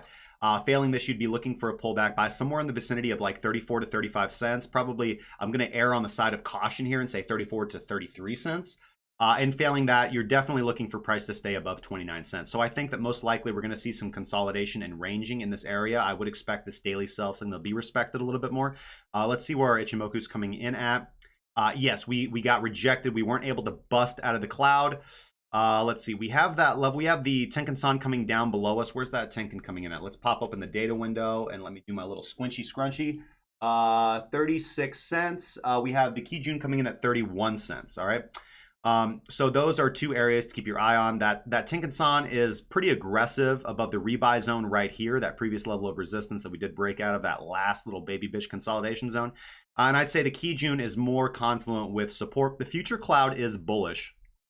So things are looking good, but I wouldn't say in the short term. I'm short-term bearish on this, especially if those altcoin fundamentals continue. I would expect us to pull back and really reestablish these levels as strong support and consolidation in this level. If we end up pulling back to something like the Tenkan-san around 36 cents, getting a nice bullish kickoff, and we begin trading back above resistance now at 39 cents, I'd be pretty aggressive, man. Looking for my next take profit target at 46 cents. And really looking for any kind of profit up until 59 cents, because 59 to 71 represents strong resistance. This is a strong consolidation zone. If we throw on that volume profile, we can actually see, yeah, we've got pretty clear skies. As you can see, so this is another thing that I want to point out. I get this a lot. Justin, the train track analogy, high volume nodes. Those are areas where price likes to hang out a lot. As you can see, here's a high volume node. Price is consolidating, breaks back above into a low volume node, goes on pretty much of a tear. And look at the shallow area of the volume profile right here. We should just tear right through that. Yes, you do tear through volume. You do tear through low volume nodes on the volume profile, shallow areas of the volume profile. But you know what you also do into low volume nodes? Supply and demand runs, stop loss hunts, liquidity grabs, because those are zones of liquidity where you're going to have traders putting stop losses. So that happened. So I would expect that the next, if we get back up in that zone again, especially, I would be more aggressive. getting back above that 39-cent region after a bullish retest of either the Tenkin or the Kijun on the daily time frame, or these previous support levels, or these previous resistance levels turn support. If we then trade back above this resistance level, I'd be looking to aggressively take a breakout trade, looking to secure 50% of profits here at about 46.5 cents. And then looking to scale out profits once we get a bearish rejection from anywhere, probably in the vicinity of 59 cents. Breaking up into 59 to 71 cents, I'll probably be neutral, not taking a trade, and then I'll take the next breakout trade above 71 cents. But looks like it could be good, but definitely bearish in the short term right now. And that could switch to bearish in the midterm if those altcoin fundamentals do confirm bearish. ICX USDT, done. Waves, BTC. I really like waves, man, but ooh, that looks like shit right now. Confirm rejection from the point of control after pulling in that daily sell signal right here. Put in a couple double bottom buy signals. They would have set you up for a couple decent trades. We took a couple waves trades. But then guess what? You just consolidate, you break down below that point of control, you pull back up, confirm rejection, and now you're just dropping like a light socket. So I don't really see...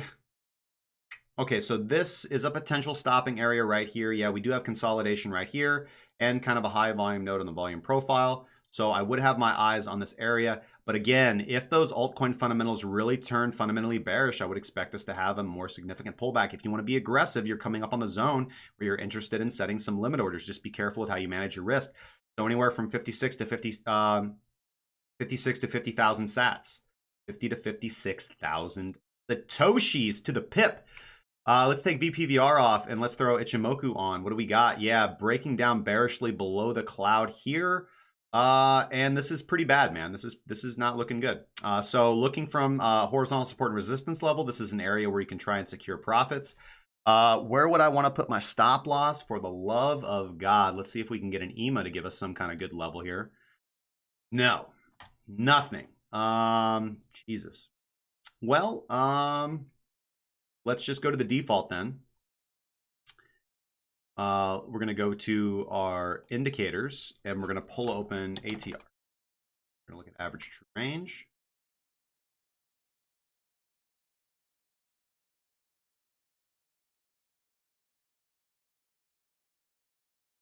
And what is the value of the ATR right now? Sorry, we're going to have to set this for precision. All right, so the value of the average true range right now is 3,159 sats. So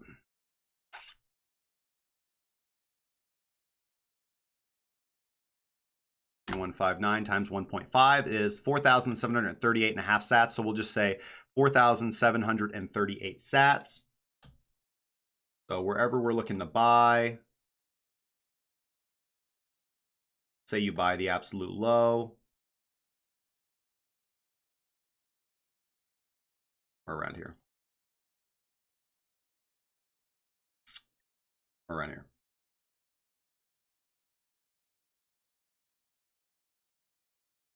I'd probably be really aggressive and say right here. So an aggressive stop loss would be around like 48.80, 48,800 sats. A more lenient stop loss would be somewhere in the vicinity of like 45,361 sats. So you're talking about like a 13 to 15% stop, depending on, you know, if you average entry into this.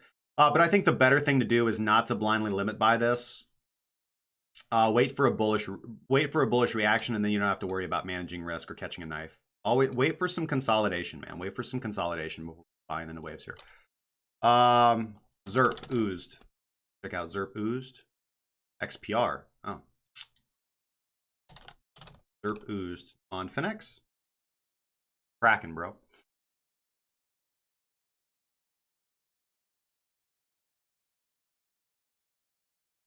Oh, blockchain gains. Good to see you, bro. He says, I remember buying ICX at these prices, 2017, and riding up to 12 bucks with wide eyes. Hell yeah, man. ZERPs. Oh, I got to give a shout out here too. Sorry, we have some subs on YouTube, man. I already said what's up to Zahid Hussein, Brad Saunders, Pixafin, Juan Pablo Santana, Alex Rios. Guys, thank you so much for these subs on YouTube. Highly appreciate it, man.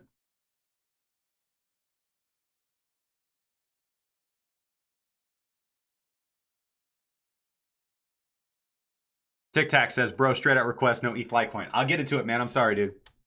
It's a lot. It's a lot to keep in one dome. I'm gonna run through ZERP, Oost, and 0x BTC. Okay, let's see here. Let's look at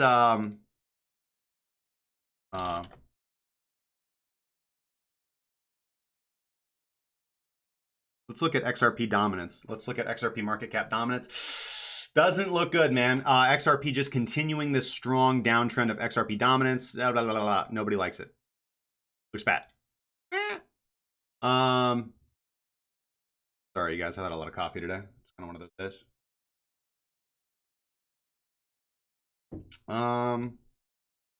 Yeah, it doesn't look good. Time transformation going absolutely insane.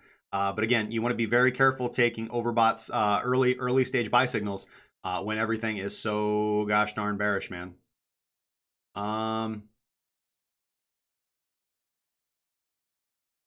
Okay, let's see here. Okay, this is just a reversion of the mean, man. You have the mean right here, you have divergence right here, and you have divergence right here. So this is just a reversion to the mean. I'm not really interested in doing anything with ZERP here until I see some consolidation. I bet if I look at the naked price chart, that's going to give me good confluence as well. I want to start on the weekly.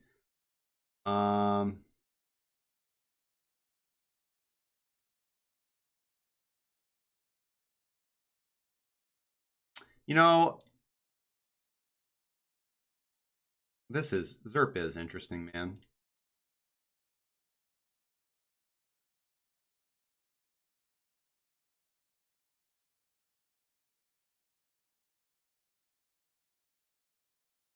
ZERP is pretty interesting, man. It seems like we've got an ascending trend line and this long-term resistance downtrend on the weekly time frame. I've been looking at this for a while. I actually had a little bit more bullish potentials here, moving to the downside.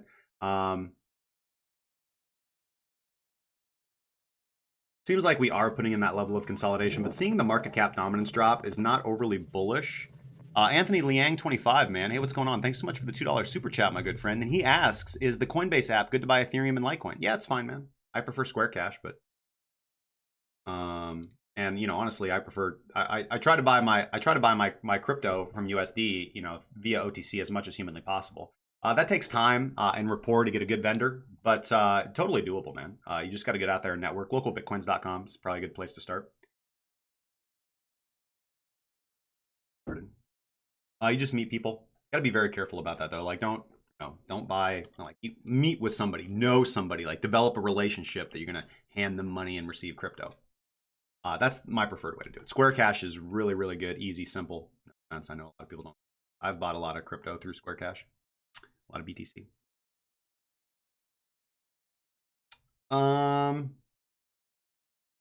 Okay, so this looks like it could be okay, especially if ZERP can break above this resistance trend line. I would expect to see a little bit of follow through on that. But looking at the dominance dropping, look at the longs to shorts ratios. This is actually pretty good, man. You've got the longs rising up, and you've got this really important level of resistance right here, man. The longs are about to break. That's bullish, man. Bullish. Market cap dropping. Bit on the decline. Just because something's oversold doesn't mean it's a good buy. Just because something's cheap doesn't mean it's a good buy. But this is pretty interesting right here. Looking at this resistance level. Kind of similar. Okay, so we've got two resistance levels on ZERP that I would like to keep my eye on. This trend line right here, this horizontal. And getting back over to ZERP USD on Finex, this resistance trend line. I'd like to see the weekly close above that. If we get that, maybe it's a trade. Could be a trade. You know, ZERP hasn't had a nice run for a while, dude. Maybe it's time. You could view this as a double bottom and then consolidation, confirming that, but speculative about it. We've got the weekly Tenkan that we haven't really tested, acting as strong resistance. We've got the 3-day. Oh, we seem to be breaking above the 3-day HMO, or excuse me, the Tenkan-san. We've got that 3-day Kijun, which is going to be confluent with the weekly Tenkan-san. Where are we at daily-wise? Rejection from trying to break inside the cloud. It could be good, man. Could be okay. Could be okay, but fucking ZERP, man, you know. But if it makes us money, man. Fresh 8-hour sell signal. We'll see where this thing bottoms out, man. This is either, you know, coming up on a good longing opportunity if we get a breakout, or this is a really good reshorting opportunity. I would have to probably lean toward the others, but it's a do nothing chart, man. It's a do nothing. Could be good, could be terrible, but I'm not doing anything with it yet, bro. Zerks.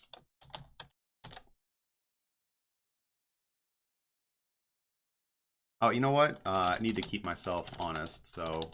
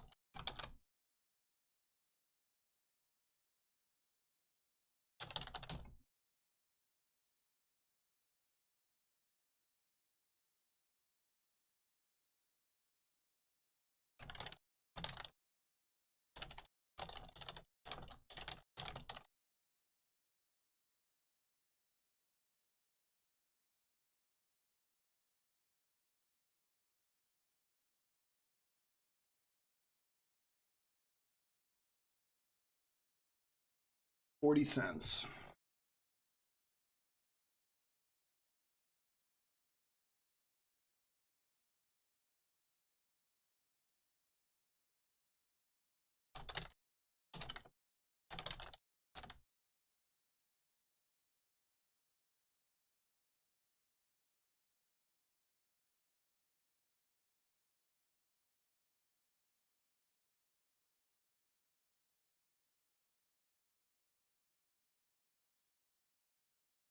$42.76.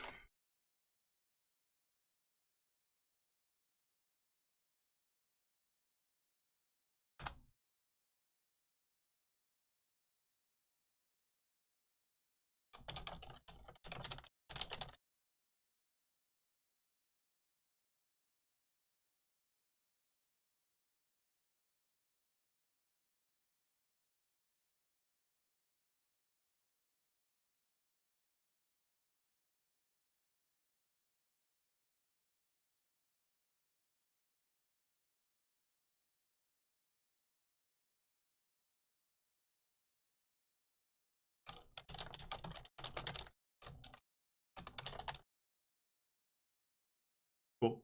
Does that seem clear to you guys? My thoughts.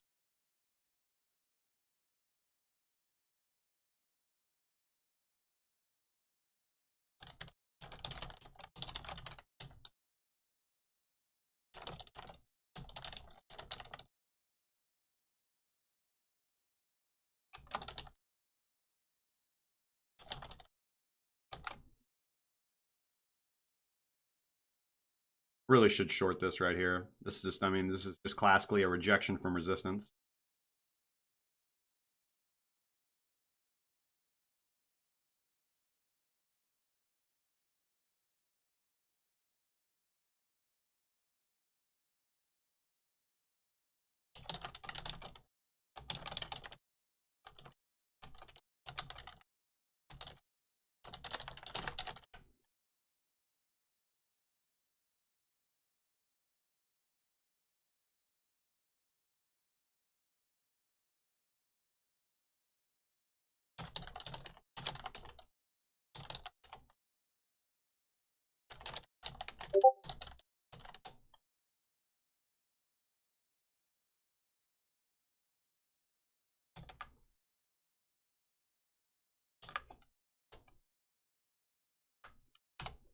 There you guys go if you want to follow along with that chart. You got the kind of loving that can feel so smooth. All right, let's get into ETH, man.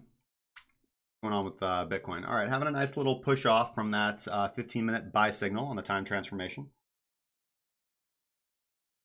Makes sense. Look down at Wada Atar. Look down at Wada Atar. Whenever you get a lot of bearish momentum or a little bit of a selling climax, you often have a You often have a pullback. Nothing bullish about this yet, guys. Just a little bit of too much selling, a little bit of a pullback. A nice little 1.5%, almost 1.5% scalping opportunity for the longs. Haven't closed above any resistance level yet. Nothing bullish. Calm down. Put the longs away, guys. Put the longs away. That gun down, man.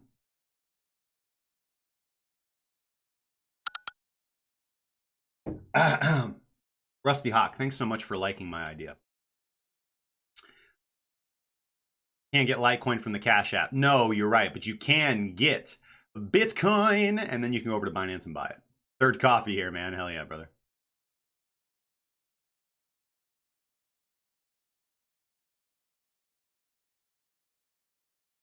Yes. Wendy Brown Eye is correct. Coinbase Pro, you can withdraw for free. It's awesome.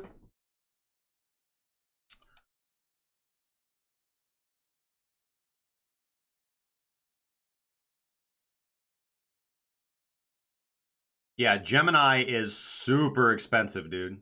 Super. Sachin Umarani, sorry. Hopefully I pronounced that right. You've got a great name, man. I want to see it on time transformation. We'll just look at it real quick. And then I want to get into ETH.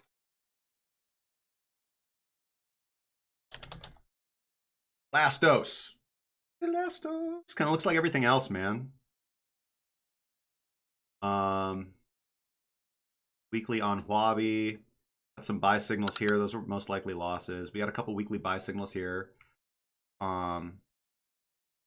Here's the 3-day. 3-day did good. You had a good buy signal here. You had an okay one here because remember you had 6 days to take some nice profits. You would have been dollar cost averaging in around here. Probably not the best, but you would have got an average entry probably around here, which is good. It's a good average entry because you're up almost 100% your average entry. Getting the 3-day sell signal right now, so I would expect that to get some follow through. Just again, that kind of same blow off top. You're looking like you're gonna have a confirmed swing high right here on the 3-day. High, higher high, lower high. So it does look like a nice confirmed swing high. Pullback zones. Well, we've got our 3-day. Got our 3-day Tenkan coming in right there. That's nice. About $3.16. That would be confluent with this previous level of resistance. Well, that'd probably be the first level that I have. $3.16. What?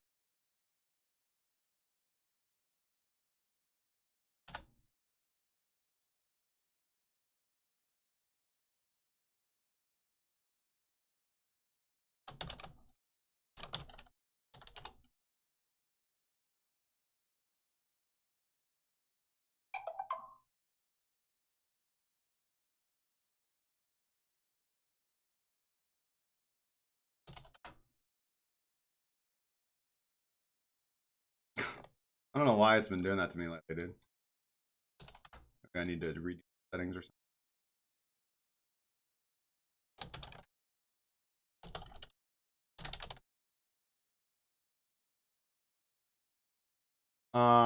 Yeah. Pretty good. Previous level of resistance, confirm resistance, bullish above. That'd be your first pullback level. 24-hour time frame. That's going to be confluent with your 24-hour Kijun San as well. You could be a little bit more aggressive and go up to about $3.45. Yeah. I don't really got anything besides that, bro. Rejection from the top of the Kumo cloud right now. Makes a whole lot of sense in the daily time frame. Boop! And back down she goes. So yeah, we'll kind of revisit this area around 316, 316, 340, and see if that baby holds. Again, kind of the same thing with that ICX, man. You know, long-term period of accumulation, breakout. If these levels hold, that's continued bullishness. You got the future cloud twisting up, man. So this could be good, but not right now, not at this moment. And again, that's you got the daily sell signal as well, and the 3-day sell signal time transformation.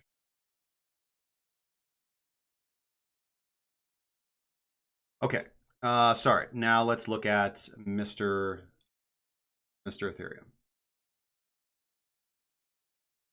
So here's Aetherium. I don't know if I have a whole lot to say about Mr. Aetherium, to be quite honest with you.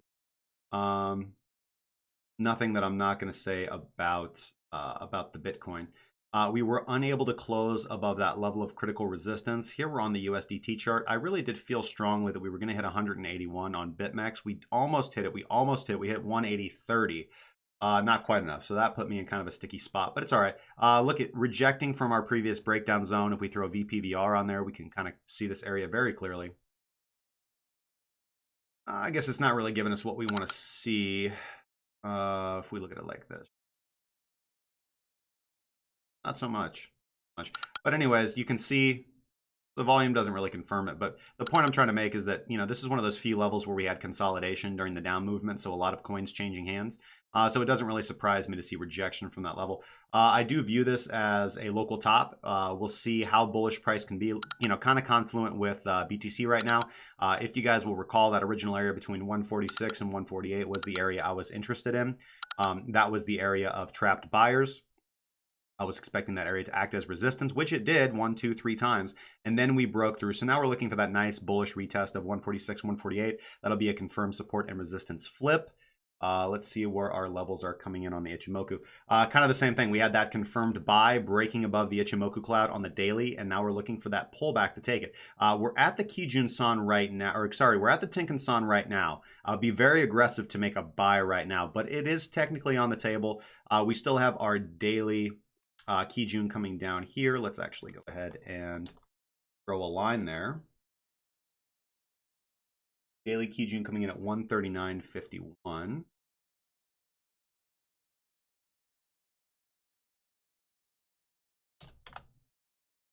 Our daily Kijun coming in at 139.51.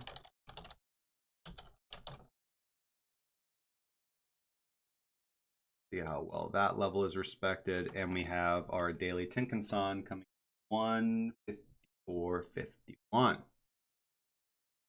154.51. I don't really think there's a whole lot. I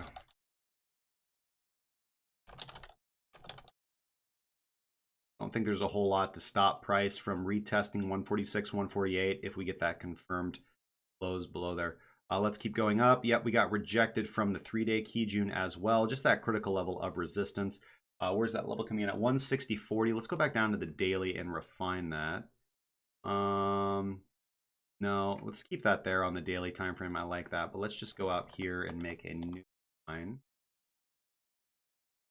60.40. Red. Go. 3-day Kijun.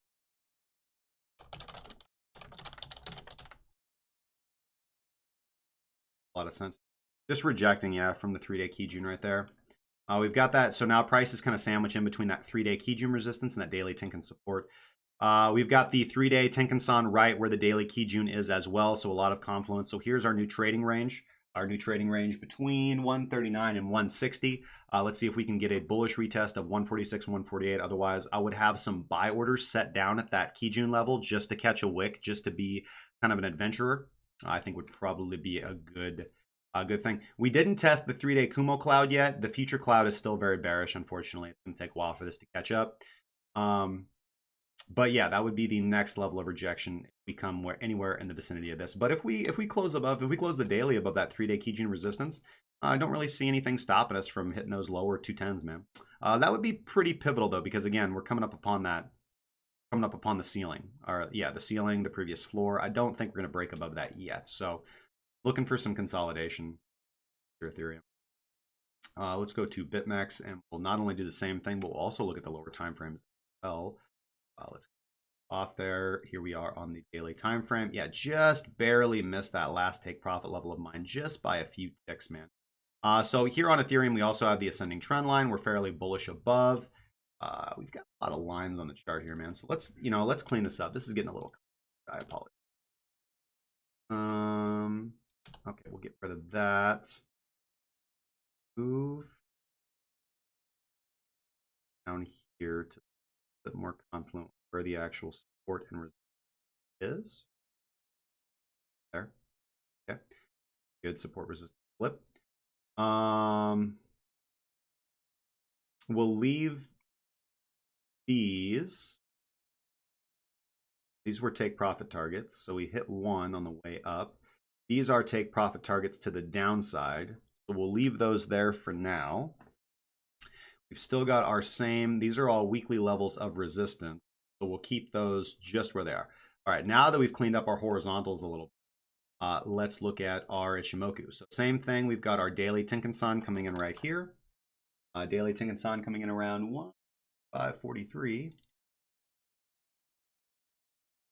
543 is going to be our first level of.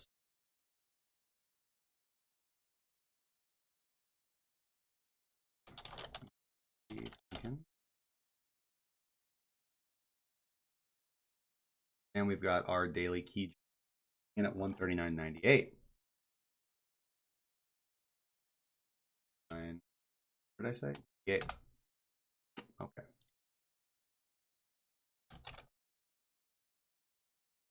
I like that.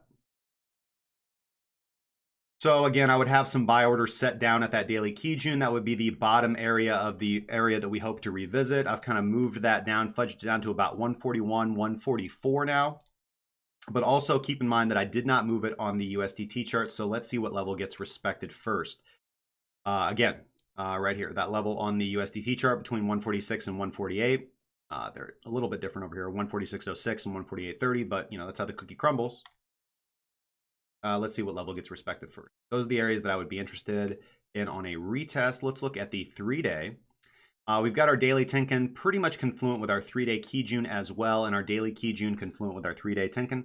If we're able to hold above this 3-day Kijun, actually, I'd be really, really bullish. That would be the aggressive buy of the daily Tenkan-san.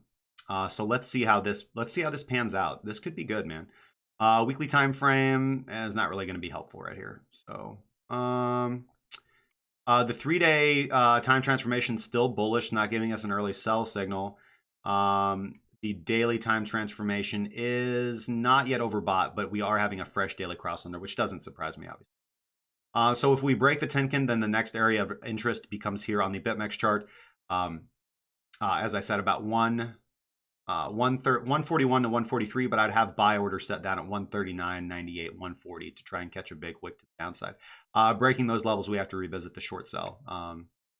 But yeah, I wouldn't be in a long right now. But I really wouldn't want to do anything with Ethereum right here. I feel much more confident in Bitcoin's price action than I do Ethereum's. But the options are there on the table for you, gents, if you want to take it. Ideally, if the 3-day closes above the Kijun level, we're going to have confirmation of that in just a few. Well, actually, that's going to have to wait a few days because this did just open. This 3-daily did just open, so we're going to have to wait 2 more evenings for confirmation.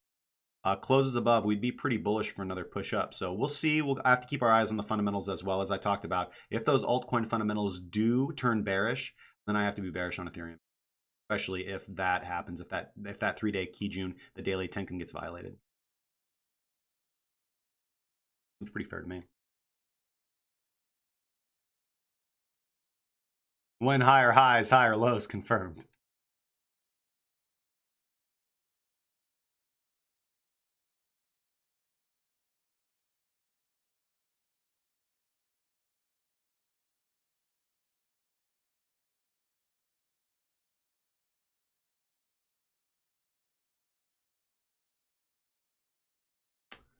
And Litecoin, man. Real quick, we're going to look at Litecoin. Big movements from Litecoin last night.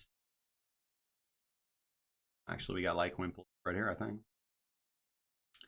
Let's look at the Litecoin bid-ask sum. I think it just had turned a little bullish, man, but price is just free falling. And the MDR was very bearish. The MDR is still actually pretty bearish. Within 1%, MDR is starting to look bullish. Within 2.5 and anything below, actually no, within 2.5%, MDR is bearish. A lot of people trying to sell above. But within 5, and I'm going to say 10% of price, very, very bullish MDR. So kind of one of those areas. Let's take that into account. So short term and long term looking pretty bullish. Let's go to that Litecoin doing on my hourly chart right here. Kind of doing the exact same thing that everything else is doing. It's kind of following broadly the pattern of Bitcoin and Ethereum as well. Ethereum looking a little bit more bullish though in the short term, honestly. Let's look at LTC USDT, and we'll look at So it's been a while since I've visited the LTC USDT chart. You can see we broke above resistance, pulled back, tested it as support. Here were all my take profits for the Litecoin trade to the upside, and really just fucking went beyond that, went above and beyond. So let's clean this up a little bit. This is going to be support now. And resistance, that's an initiation level. We can delete that. That's weak support, strong support. Okay, so we've got our most critical level of resistance coming up here about 106. We front ran that. Now let's throw Ichimoku on and see what we're talking with. All right, so we've got our daily Tenkan coming in at 77.50.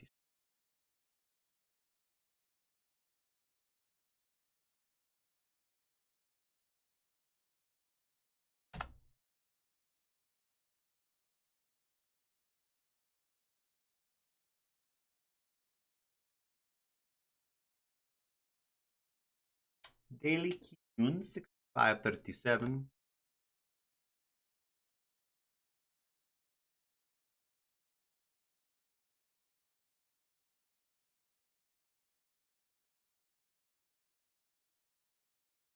Okay, so I expect that to be somewhat of the new range. We do have the top of the Kumo cloud coming in here, but really if we have to look at where price is relative to everything else, or relative to the cloud, so that's actually quite a bit bluish. For the previous horizontal level to really break is going to be around $61 to $62. That would be a wick down to test those areas if the Kijun. Go to the 3-day. 3-day, we bursted into the cloud. We've got the daily Kijun having some nice confluence there with our 3-day Tenkan having some nice confluence with our daily Kijun. We have our 3-day Kijun kind of like holding the back of the barge here. 60.41. So fairly confluent with that level that I just talked about, the actual horizontal level to keep our eye on. Oh, thanks so much for the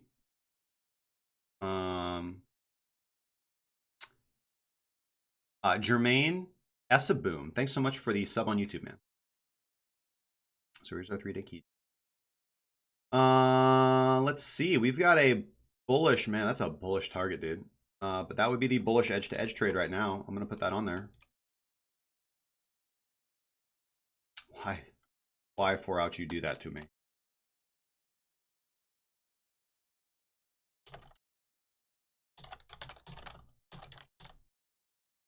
That's $141, man. I don't think we go right there, but that's the level to keep your eye on ultimately for LTC. And if you're just a passive investor, probably the only level that you care about. So kind of the same thing here, man. Above 54.80, dude, we broke above that significant level of resistance right there. Looks pretty good, dude. And above these levels as well, looks pretty good. I would expect somewhat of a pullback. Let's go look at, now that this is saved, do we have any kind of... No, we're not going to have any bearish divergence. We did get bearish divergence here. Didn't really play out too well. We do have waning daily, or excuse me, 3-day Wada Tar momentum. Sorry. Go look at that weekly. My bad. Oh, look what that. Look where that look where that 3-day Kumo edge-to-edge target is. Right there at the weekly Kijun. Beautiful, man. And that 3-day Kijun coming in at our weekly Tenkan-san. So this was probably the most important level to me right now. Right where that 3-day Kijun is. Probably above $60. 60.41 is actually the level. So I expect to probably see price bounce around between the daily Tenkan and the daily Kijun. But ultimately, I'm mainly concerned with keeping above this level of 60.41. Pretty bullish above that, man. Pretty bullish above 54.79 in general. So definitely some big profit taking. Let's look at dominance. And I want to look at Litecoin dominance. Litecoin dominance on the rise. Daily time frame. Yeah, Litecoin dominance massive, massive, massive, massive, massive on the rise. It's just been going on obviously for a while. If we go back, just really since December of 2018, it's risen from what 1.36 to the low to Jesus to 3% of the entire market share. Pretty good, man. Let's see. Every time we've kind of seen a blow off top like this, we've seen sideways consolidation and continuation. So, you know, the trend is your friend until the trend bends at the end, man. So I wouldn't be eager for long-term shorting. Go down to LTC USDT now. LTC BTC, and let's see if we have any trades on this right now. Here's the Litecoin Bitcoin chart. Litecoin, Bitcoin, they're like brothers in sync. Lost it there. Sorry. Maybe you guys can come up. Friends will be friends. We're running naked in the sand. Friends will be friends. We'll someday surely form a band. Anyways, yeah, dude, Litecoin looks pretty damn good, dude. It's putting that indecision spinning top doji at the top of an uptrend, but I mean, it's holding above all support levels. It hasn't really had an extreme pullback like everything else. I mean, this is just some good healthy profit taking, man. So I'd say that I probably should be more bearish on Litecoin than anything else, but looks fucking good, dude. Looks good. Rejection from the top of the Kumo cloud there. Oh, no, above the 3-day Kumo cloud on Litecoin Bitcoin. Good, man. That's your traditional bullish call signal, dude. Let's see if Litecoin continues to lead the market, dude. No, up fucking almost 200%. Say it stops now, dude. See some sideways consolidation. Either way, I expect to see some sideways consolidation. And I gotta go, man. I'm 7 minutes past, but we'll look at Litecoin tomorrow, and I'll draw out all those support and resistance levels, and then kind of have a clearer eye. I'll post something out to the members later on in the evening. That's about all I got, man. You guys have been awesome, fantastic. Hey, Blockchain Gain, sorry I can't look at Steam it right now, man. I gotta go, bro. Let's see here. Let me go over to the chat, man. Master of Nibiru. I can't even. Crypto was created by the Jews. The Jews! When the hyperinflation of the dollar occurs to transform into the crypto system. Okay, I have no idea, dude. I have no idea. Have I seen the ETH longs versus shorts? I'm pretty sure it's probably sky high. It was the last time I looked at it. ETH used longs versus shorts. Yeah, very, very, very, very, very traditionally very bullish. It's getting fucking absolute. It's gone to plaid, dude. 7.12. I got something. B Styles 517. Thanks so much for the follow on Twitch, my good friend. Good to see you in the community. Doc says, thanks. I will probably always be a noob, just trying to catch crumbs and not make any more dumb mistakes. That is the right mentality to transition from noob to seasoned vet, man. So should money be in alts top 10, BTC, or sidelines right now? Noob here, very lost. No, you're good, dude. Ed, I would have your money mostly on the sidelines right now or in some leveraged short positions. Again, we talked about some of those fundamentals of BTC dominance and the market cap dominance of others, but mainly the other thing too is to keep your eye on is USDT dominance. If this thing does go on a tear, it means that people are hedging and taking profits, and we're waiting for a more significant pullback to be really bullish on altcoins. I would definitely pump the brakes on the altcoin positions. It's kind of what we're doing at, man. Can we have a gander at ONT, or are you still in the trade? I've taken some pretty good profits on ONT, but yeah, I'm still in the trade, bro. How is 100x margin even feasible on BitMEX? BitMEX loans you 100 times the margin that you put up and liquidates you if price moves 0.5%. Good luck! Where do we go now? Oh, sweet child. Most likely a little bit further down. Most likely a little bit further down, man, with a brief stop for in the middle. Turd Ferguson, thank you so much, man. Thank you guys for all your help, support, love. If you guys have any questions, comments, concerns, sarcastic remarks, leave them in the comments section down below. If you want to join our free community and trade along with us and hang out with us in the community, make sure you go to discord.crackingcryptocurrency.com. You guys can check out all our indicators and charts that we post on tv.crackingcryptocurrency.com, or just search for us on TradingView. If you guys want to receive personal mentorship, access to our private Discord, access to our indicators and strategies, as well as all the traders and analyst signals and setups, and really make that transition from beginner to seasoned vet with a little bit of professional assistance, you guys can check out the link at the top of the screen, premium.crackingcryptocurrency.com. I'd love to trade alongside you and help you guys correct the mistakes that you may or may not be making, maybe some you didn't even know.